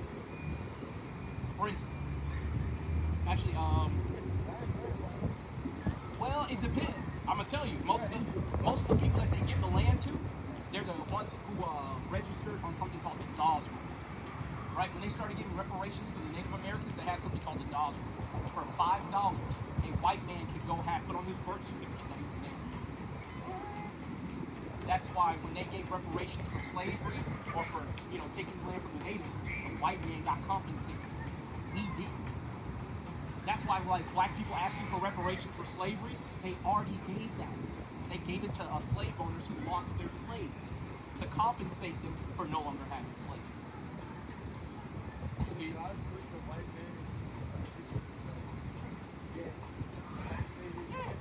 You're right, but here's the thing. Why did he do that? Well, I have a question, right? Say you have a dog, right? And your dog is too small for you to really discipline, right? But your dog likes to nip and like cross boundaries. What's the best way to? Well, no. What if you want to do corporal punishment? You want to actually answer. No. You're not wrong. You're not wrong. You're not wrong. But here's the thing. God doesn't have. Well, actually, you said something that actually makes a lot of sense. I'm gonna say it to the camera. The sister said God would get a newspaper and pocket it. But here's the thing. He did get a newspaper, and that newspaper's called the White Man. Isaiah 10. I'm gonna read it to you. Watch. So we're in punishment right now? Yes. Did you know walking on stone and iron is a punishment? Don't your back hurt? Don't your feet hurt? All the time. In your kingdom, you ain't gonna have that. Don't you get tired of smelling car exhaust and dog shit? Yes. Yeah. But here's the thing. No, I get you, but here's the thing. Those are curses. God literally has you living in hell. That's why everybody talking about, I don't want to go to hell. Well, nigga, you live in hell. When you wake up on Monday, what it feel like? It feel like hell, don't it? Yeah, It's hard. And then on Friday, you in the back of your mind, you dread Monday. That's a curse too. You're gonna wish when it's morning that it were even. When it's evening, you're gonna wish it was morning. Because your life hangs in doubt, day and night. But I'm gonna get this, because you said something that makes a lot of sense. And like I said, the Bible says the Israelites have a zeal for God, but not according to knowledge. All I gotta do is teach you why you think this. Right? This is talking about the Assyrians, because the northern kingdom, they were going off worshiping other gods. So the Most High God, he rose up the Assyrians to take them into slavery. That's why the northern and southern kingdom, like basically blacks, which would be American blacks, West Indians like Jamaicans, Panamanians, stuff like that, they're actually the tribe of Judah, the southern tribe. Mexicans, Puerto Ricans, Native Americans, all them, y'all are part of the northern tribe. We're divided, right? We will be reunited with Messiah. We will serve him, right? This is Isaiah 10 and 1. Woe unto them that decree unrighteous decrees, and that write grievousness which they have prescribed, to turn aside the needy from judgment, and to take away the right from the poor of my people, that widows may be their prey, and that they may rob the fatherless. And what will ye do in the day of visitation, and in the desolation which shall come from far? To whom will ye flee for help? Where will ye leave your glory? Without me, they shall bow down under the prison, and they shall fall under the slain. For all this anger is not turned away, but his hand is stretched out still. O Assyrian, the rod of mine anger, and the staff in their hand is my indignation. So the Assyrians punished the northern kingdom, beat them down, took them into slavery, but who sent them to do that? I'm going to read it one more time, right? No, not quite. O Assyrian, the rod of mine anger, and the staff in their hand is mine indignation. This is talking about God. This is God talking, because you got to remember, this is Isaiah, this is Old Testament. So God is speaking through Isaiah here, his prophecy. And what he's saying is, the Assyrian is going to be the way I correct y'all for worshiping other gods, for not defending the poor and the needy and the homeless. So does God chastise you himself? He can. But what if he wants to chastise your whole nation? And how does he do it? Well, how does he bring the poverty? Somebody has to take away what you got. Well, another nation. It's not always the white man. The white man is just the worst. But you got to think, in the Bible, how many slaveries did we go through? They had us in slavery too. You ever hear of the Silk Road slave trade? Yeah, the Silk Road slave trade, where they were enslaving basically black people from Southeast Africa. Areas like Zanzibar, South Africa. See, in Africa, if I called myself black, they would laugh at me. Because everybody in Africa is black. You got to know what tribe you come from. And by your tribal descendancy, that's how they know if you're one of them, a Hamite, or an Israelite, or something else. Now, if you happen to be an Israelite, you think they're going to show me any more goodwill than the white man will? No. Why? Because they're not our people. We're at war with all the nations of the earth. And if you want to see a list of God's enemies, it's in Psalm 83. Is that why he said that all nations will come into the nation? Yeah, well, nah, that's It's more... not about like Russia, China, and it's literally nations, like Yeah, the biblical divide, nations. yeah. Yeah, sort of. Yeah, but that's to let you know that the end times are here. Because all nations have come against each other before. Right. Twice, in fact. Did you know in Revelations 11 it says the second woe is past, and behold, the third woe coming quickly? What is a woe? A destruction. Woe is destruction. And if two world woes or world wars have been fought, and the third woe coming quickly, and Christ is supposed to return during the third woe, what does that mean? He's coming during World War III. Oh. When do you think America's going to get shot on with nuclear missiles? During World War III. That's why we are out here to tell you this is the last stop. Oh my God, I'm so glad I'm not in There you go. here. Right? So, Haya El. I like that. Joseph. And Mikaela. so that's Michael. Micah Allah. And you actually say it the way the Hebrews say it. That means someone who has power like God. Oh, I didn't know that. Yeah. That's what's up. I Yeah. like that. But I want to finish this, right? I will send him against an hypocritical nation, and against the people of my wrath will I give him a charge, or I will give him permission to take the spoil, and to take the prey, and to tread them down like the mire of the streets. Mire is literally garbage. Don't we get stepped on like garbage out here? Yeah. How did this happen? Blacks, Hispanics, and Native Americans, we're the strongest, fastest, most resilient people on the planet. Well, it's not just white people. Because who was selling everybody on the west coast of Africa? It wasn't white people. You had the East Indian man, he was participating. You had the Arabs helping out. You had the Africans, the Hamites. They were kidnapping us and selling us to the Portuguese, the French, the Dutch, the British. That's why when you read, as a matter of fact, look, I'm gonna take y'all there, right? Psalms 83 talks about how these nations, they come together to literally make sure we don't know we're Israelites and to keep us in slavery. We're gonna read it right now. This is Psalms 83 and 1. Keep not thou silence, O God, and hold not thy peace, and be not still, O God, for lo, thine enemies make a tumult, and they that hate thee have lifted up the head. They have spoken, or they have taken crafty counsel against thy people, and consulted against thy hidden ones. They literally meet in secret every year. You ever hear of the G20 summit? That's a meeting that they have with the richest people on the planet. Even people like Hillary Clinton, Bill Gates, all of them can't go because they're not rich enough and powerful enough. Wow. It's what's they call the Rothschilds, the Rockefellers. They hold meetings literally to talk about keeping us in slavery. That's why you don't have a meet like a representative on the UN or anything like that. Any of these councils, and neither do I, because we don't go to these meetings. It's beyond us. And not to mention, they're talking about enslaving us. So why would they have us there? Right? But keep going, right? They have said, come, let us cut them off from being a nation. When you stopped here, you thought you were Mexican. I'd say that's mission accomplished. What you say? If you're an Israelite and you're calling yourself something else, and their whole objective was to make you call yourself something else, that means they won. That's what that is. Yeah. But here's the thing, you took one step closer to who you actually are. And now, the Most High God led your feet to a brother who's taking you back all the way home. You're an Israelite.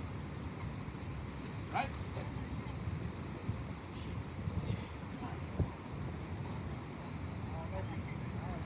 For they have consulted together with one consent. They are confederate against thee. The tabernacles of Edom. Who are the Edomites? The white men. From the nation of Edom.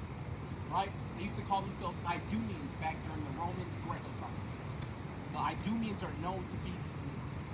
The Edomites are the most hated enemy of God, and they hate the Israelites for the other nation.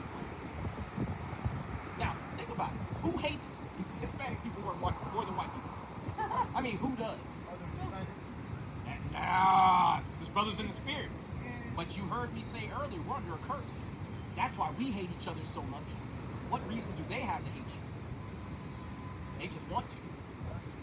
Now, if you read Genesis 27, remember when Jacob got the blessing from Isaac? And then Esau got the blessing of what? The sword. And what did he say? He said, the days of mourning for my father are at hand. Then I will slay my brother Jacob. Oh, shit. Thank you, brother. Yeah, I got it. My black fault. Thank you. Right? So you had Esau literally playing that he was going to kill his brother Jacob. Although when Jacob and Esau finally met together, they had a tearful reunion because God put it in his heart to not want to kill his brother. But who are the people following the Israelites around, burning down their temples, killing them? The Edomites. So you have the Edomites, they're the first mentioned enemy here, but there's more. The tabernacles of Edom and the Ishmaelites. Who are they? Those are the Arabs, right? Of Moab. Remember Lot? Ammon and Moab, the two children he had with his daughters? Because they got drunk and they slept with them thinking that there were no men left. Now I have a question. If you have a child out of incest, what do you have to worry about? Autism. And the systems aren't. If somebody has severe autism, what does it look like? Well, they look the same. But what are the features? The eyes are squinty, the teeth overcrowd, and their jaws are small. It's called Mongolism. Who are the natural people on the planet who have Mongolism? Chinese and who else? Japanese. That's Ammon and Moab. Japan and China. Now you wonder why when you go to Japan, I can go to Japan today and they will still have a word for nigger in Japan. And they might not even know any black people. Did you know that there are plenty of Mexicans in Japan as well? Y'all cook food over there? Y'all build the roads, y'all do all this shit over there? I don't know that.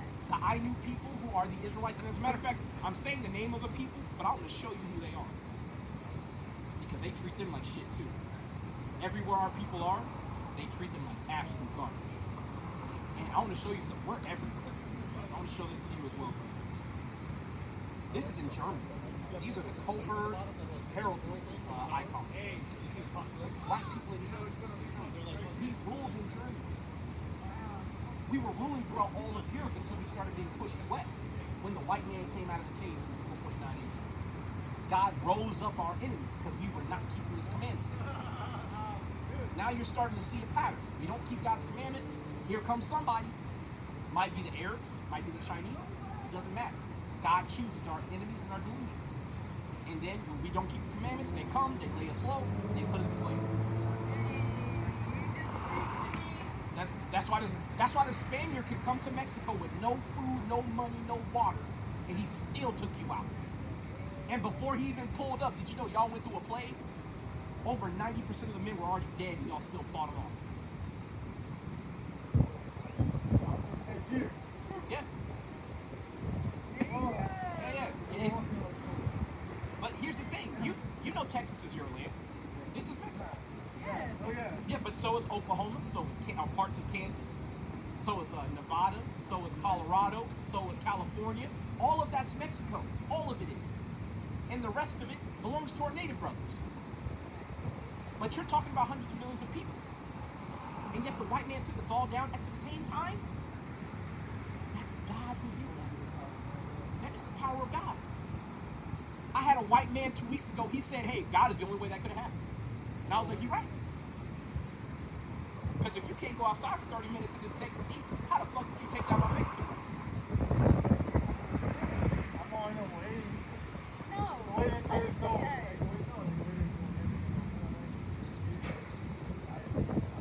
This is our place. You pick a side pretty much. This is the place where judgment plays out. Yeah. Actually, I think you had this question. It's on the tip of your mind. What happens after you die? You want to know that real quick? I do. Like, what if I do everything the right way? Okay. Like being a good person, and that ain't good enough. So I'm gonna go over this real quick. Y'all will learn this later on because it'll become common knowledge, right?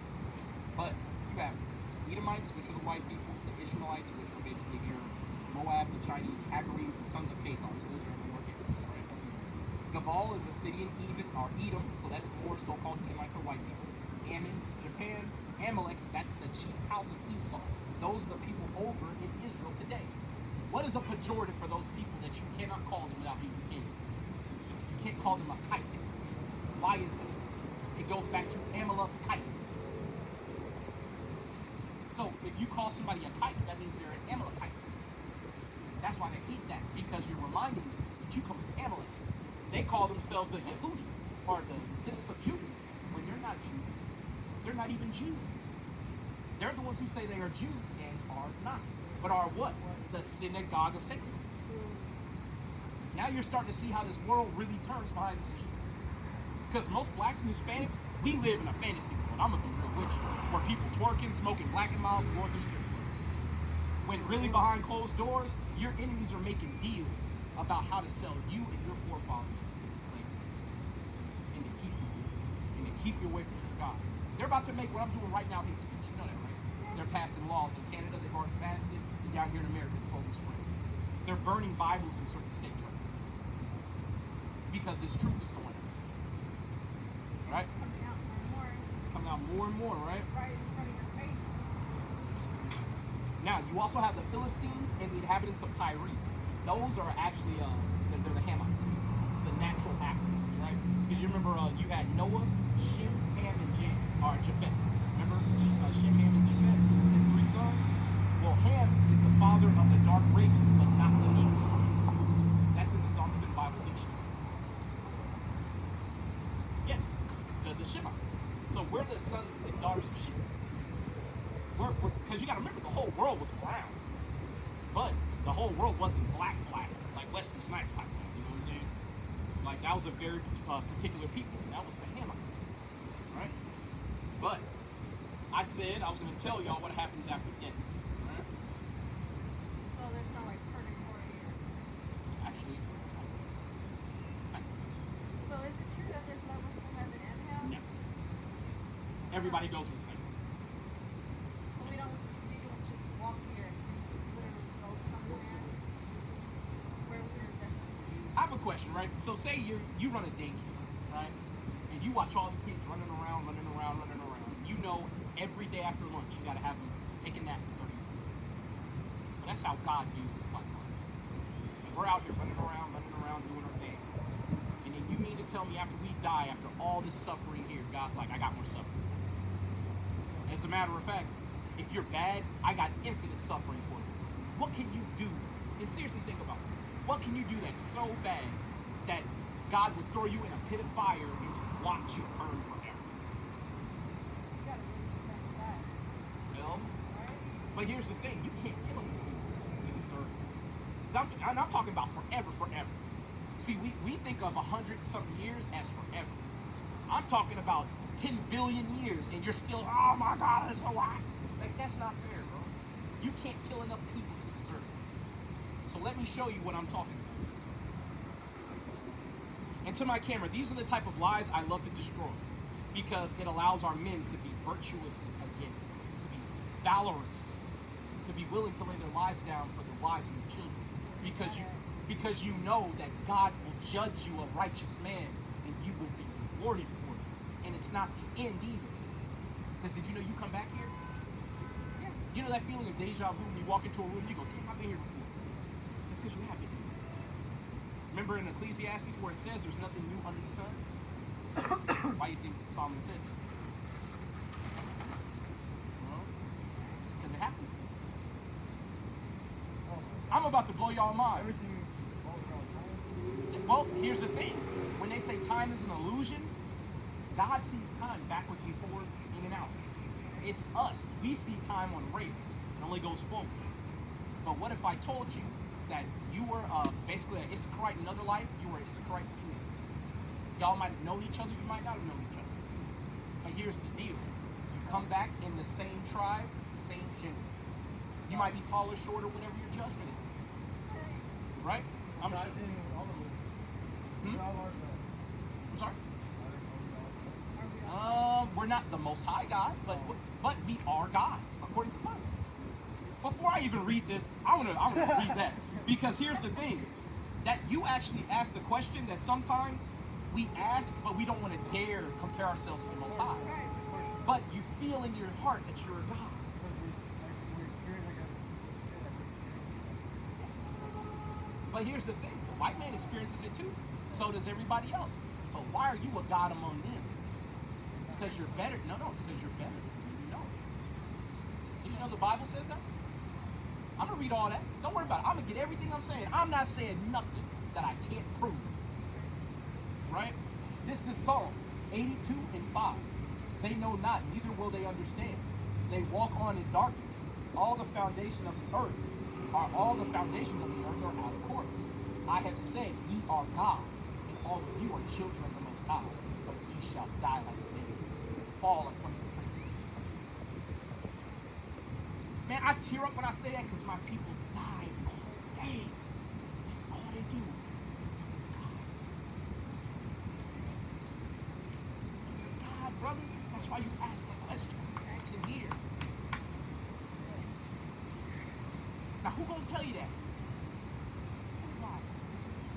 That's why God sent his prophets out here to tell you. But God, we God. Hey, man. No. Hey, wait. I'm gonna read this. I'm gonna read this, brother. And you're gonna realize when you watch basketball, that's why it's all blacks and Hispanics. When you watch boxing, It's all Blacksmith's fans. When you watch track, look, No, but yeah, you're right. no, I saw It's for entertainment. I saw Ukraine. They had a track star from Ukraine. It was a nigga in Ukraine running for that country when we comprise less than 1% of the population. Why? Because we're better than everyone, and they know it too.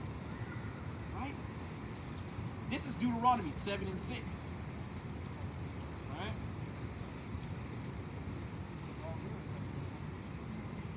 For thou art an holy people unto the Lord thy God. The Lord thy God hath chosen thee to be a special people unto himself. Listen to this. Above all people that are upon the face of the earth. That's why you feel like you're a God. Because you are a God. You're a God. When you sit in a room full of white men, don't you feel better than them? You can say it. I know I do. I got jumped by 3 crackers right here. You know who won the fight? I did. Because I'm better than them. Our people are better. Well, they were scared afterward. No, I'm talking about like in general, like way things are going now. Oh, yeah. Well, they're scared because we're starting to stand up on our feet. See, everything y'all are saying, that's how I know y'all are my people consult the Bible. See, what you're talking about is the fear that's falling on these nations because we're standing up. Yeah. That's what you're talking about. It's in Revelation 11. I'm going to read it to you right now. Okay? This is Revelations 11 and 11. And after 3 days and a half, the spirit of life from God entered into them. And they stood up on their feet, and great fear fell upon them who saw them. Wow. It's all in here. Now, I have a question for you. Ain't this the same Bible that's on your mama's kitchen table? No, Or in your church? no. No, this is the same Bible. This is the same one. This ain't no special Bible. And I haven't even read the hidden books. I haven't read one of I those. want Well, that, I read but I don't have that. Yeah, well, but you're only going to get 14 more books. And those 14 books, they have some stuff in them that you do need. But all the stuff, most of the stuff I read to you, that's all Old and New Testament. That's vanilla stuff. It's all in there. But here's the thing. When you let the church tell it to you, did you know they're under a contract with the government? It's called a 501c3. That's why when they go shopping at a grocery store, they don't pay taxes. In that charter or that contract with the government, it tells them. I'm sorry?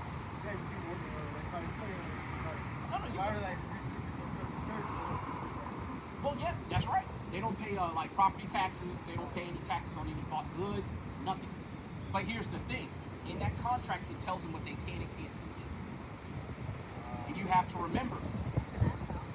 Ask him. Is he a pastor? He is. Ask him. Does he own a church and operate a congregation? Small church. It don't matter. Big or small. It don't matter. It don't matter. Ask him who salvation is for. Watch him struggle. He gonna say it's for everybody. When you say prove it, he gonna be like, well, John 3:16. Why? See, that's where I get my information.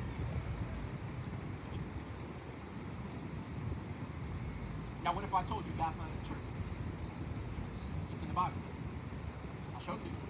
What the Bible said, that we like together Yes, sir. and worship. Correct. What's that got to do with the building? Well, that's what the temple was for, right? So that people can come together and worship. Well, that was the house of God. That was God's house.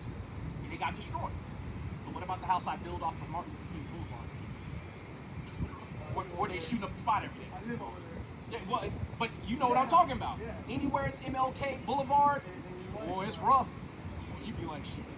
All right, okay. I got shot at the time. Look, I have to. It missed and it had beans. I have to say this for my camera. The proverb of MLK Boulevard being the most violent areas in our neighborhoods is true. It's true. And they do that on purpose. Because what did MLK stand for? Peace and unity. So they put his name on the most violent street. And God is doing it. Did you know Martin Luther King is in the Bible? Man. Man. Oh.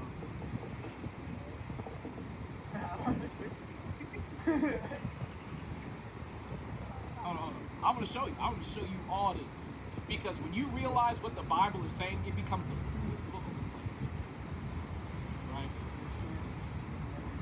This is Jeremiah 23 and 25. I have heard what the prophet said. The prophet that prophesied lies in my name, saying, I have dreamed. I have dreamed.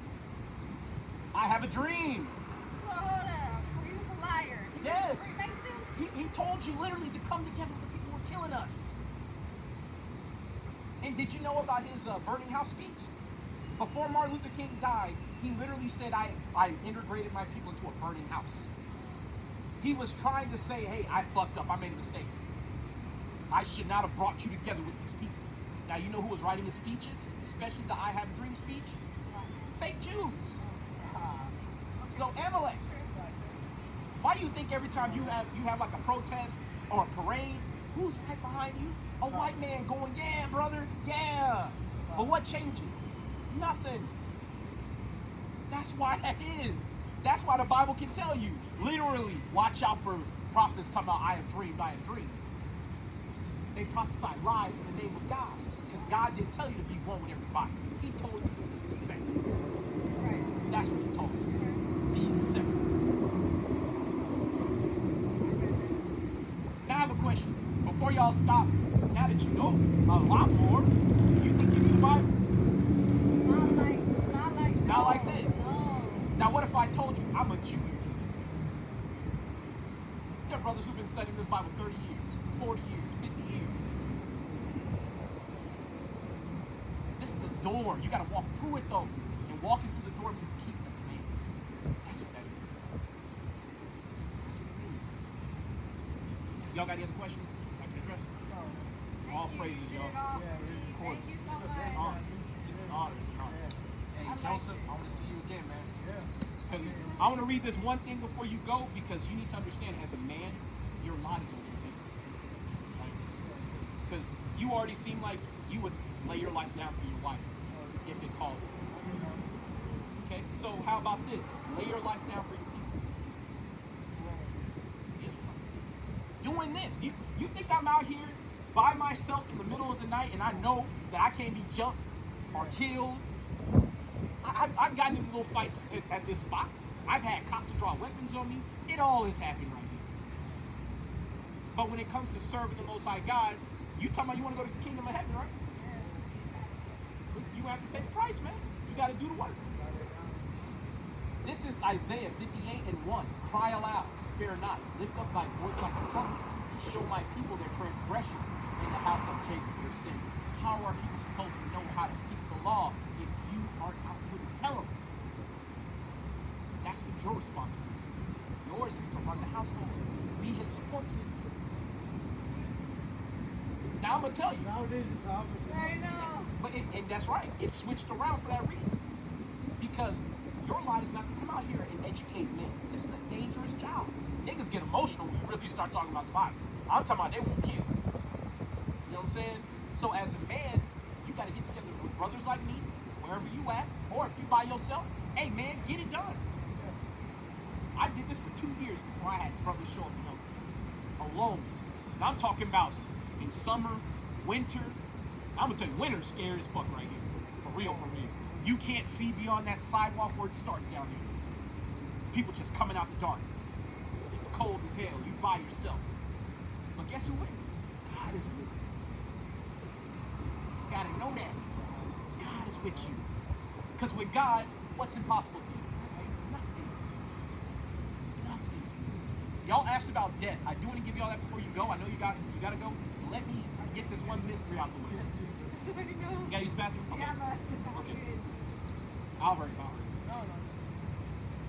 Because I wanna give you the ability, and I'm not gonna give you the ability, but I'm gonna give you the knowledge where you will be able to say, you know what? I'm gonna spend my life for the Lord. Because he can always give me another one. And when you find out that he literally has been giving you life after life after life, you're gonna be like, well damn, I'm sick of this shit. Like sometimes I literally say that. I'm sick of this That's shit. where I'm at, where it's like dead. More than anything else, it's like, Yeah. I never really get heavy. Brother, I'm telling you, man, this is gonna keep going until we get out of here. We're real close, but until the elect are sealed, the last prophecy is not gonna be there. It's called regeneration. You remember when Jesus Christ said, if thou will receive it, Elijah is John the Baptist? That's what he meant. The spirit who was Elijah, the greatest prophet that's ever been outside of Jesus, That's what it is. is John the Baptist. Okay. Because you remember at the end of Malachi? Well, you remember at the end of Malachi where it said that someone would be sent to prepare the way for the Messiah. Right. And it said Elijah would be sent back in the flesh. The spirit of Elijah is back. Yeah, all praise. But this is 2nd Ezra, chapter 14, verse 34. Therefore, if so be that you will subdue your own understanding and reform your hearts, ye shall be kept alive, and after death ye shall obtain mercy.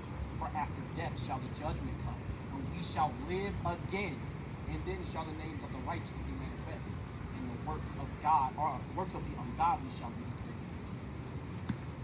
So you die, you come back. You die, you come back. The only difference is when Christ died, because Christ has been here before too. Yeah. Did you know Christ was the first Adam? He was Adam. Yeah, it's in Corinthians, 1 Corinthians 14. Well, no, I'm talking about his spirit. He was literally the first Adam. And what was the promise that was made to David? That his son would sit on the throne of Israel forever. I thought his son was Solomon. Because I'm confused too. Because he's Yahusha, or Jesus Christ. He was Solomon as well. Now are you starting to see? You remember when Jesus Christ said, why callest thou me good? There's none good but one, and that's God. Well, if Christ never sinned, how is he not good? Oh, he was Solomon, who in his last days went off and followed other gods. And he was Adam, who also partook of the doctrine of other nations like Eve did. It wasn't fruit.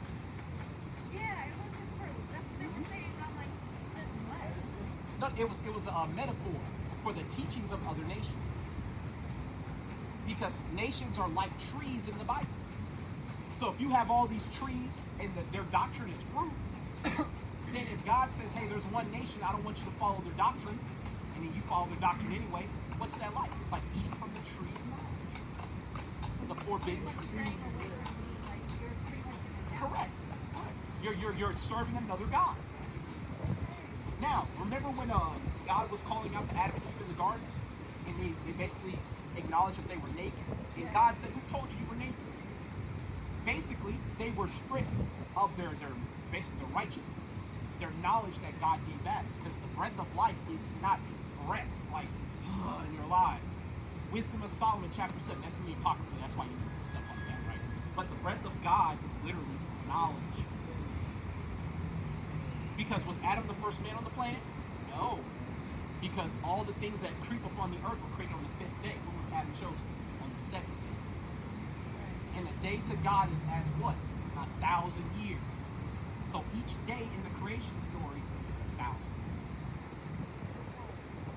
Now you're starting to see why, if somebody don't know what they're talking about, you'll be thinking that you can color this in a crayon, a coloring book. You'll have a snake with an apple clutched around it, and Eve is a naked white woman trying to eat some fruit. But in fact, that's not what happened at all. Adam was selected to be a God among men. And that was Christ's spirit, or Yahushua's spirit, that God literally gave wisdom to. What was that wisdom? Didn't Abraham give tithes? Who did he give tithe to if there was no Levites to give the tithe to? How do you give the tithe? What temple? Where at? I want to say the Mountain of Olives, but I know it's not right. No. You remember, have you ever heard of the guy named Melchizedek? He's a priest that shows up after Abraham subdues all those kings and he gives a tithe. He gives a 10th part to a man called the Prince of Salem, Melchizedek. Who's the Prince of Peace? Jesus. Or Yahushua, that's his real name. Now, the thing is, Melchizedek is called the Prince of Peace. How is that possible? I'm going to make you think. Right? No, that's him in the flesh. That's him in the flesh. I'm going to give you this one thing and I'm going to let y'all go because guess what? If I leave it on the cliffhanger, you'll be back. Yeah, I sure will. I'll come back tomorrow. No, I'm here every Saturday at about 5:30 to 10. Yeah. But, so, this is 1 Corinthians chapter 15 and verse 22. For as in Adam we all die, even so in Christ Christ shall all be made alive, and every man in his own order. Christ the first fruits, afterward they that are Christ at his coming. Right? We're going to go over for a bit.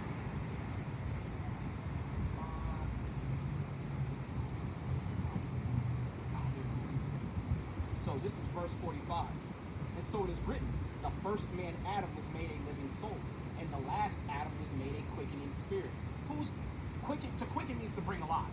Who's the man who's supposed to make Israel alive again? Jesus. So, well, it's going to be Christ, right? He's the quickening spirit, right? So if Christ was he's the second Adam, that's the quickening spirit, but the first Adam was made a living soul. Well, how was he made a living soul when he was already alive? If you read Ezekiel 37, the parable about the valley of the dry bones, when you're an Israelite and you don't know who you are, you know what you're viewed as in the eyes of God? Dead bones. And when you're given that wisdom and you begin to stand up as an Israelite and keep the laws of God, that's breathing life, become alive. That's why Adam was selected by giving him knowledge. He didn't know anything. He didn't know how to serve God. God gave him all that. That's why when it came to Melchizedek, he was like, shit, here's your tithe, here you go. Because he knew how to serve God, because God literally told him how. And with that, I will leave y'all. If I don't find this one thing about Melchizedek in the next 2 seconds. Alright? Actually, that's in Hebrews. That's why I can't find it. Right? And see, once you really start figuring out what's going on in this Bible, you're going to learn your Bible. Because you're going to have to go backwards and forward. Trying to compare everything, making sure everything lines up. Right? Here it is.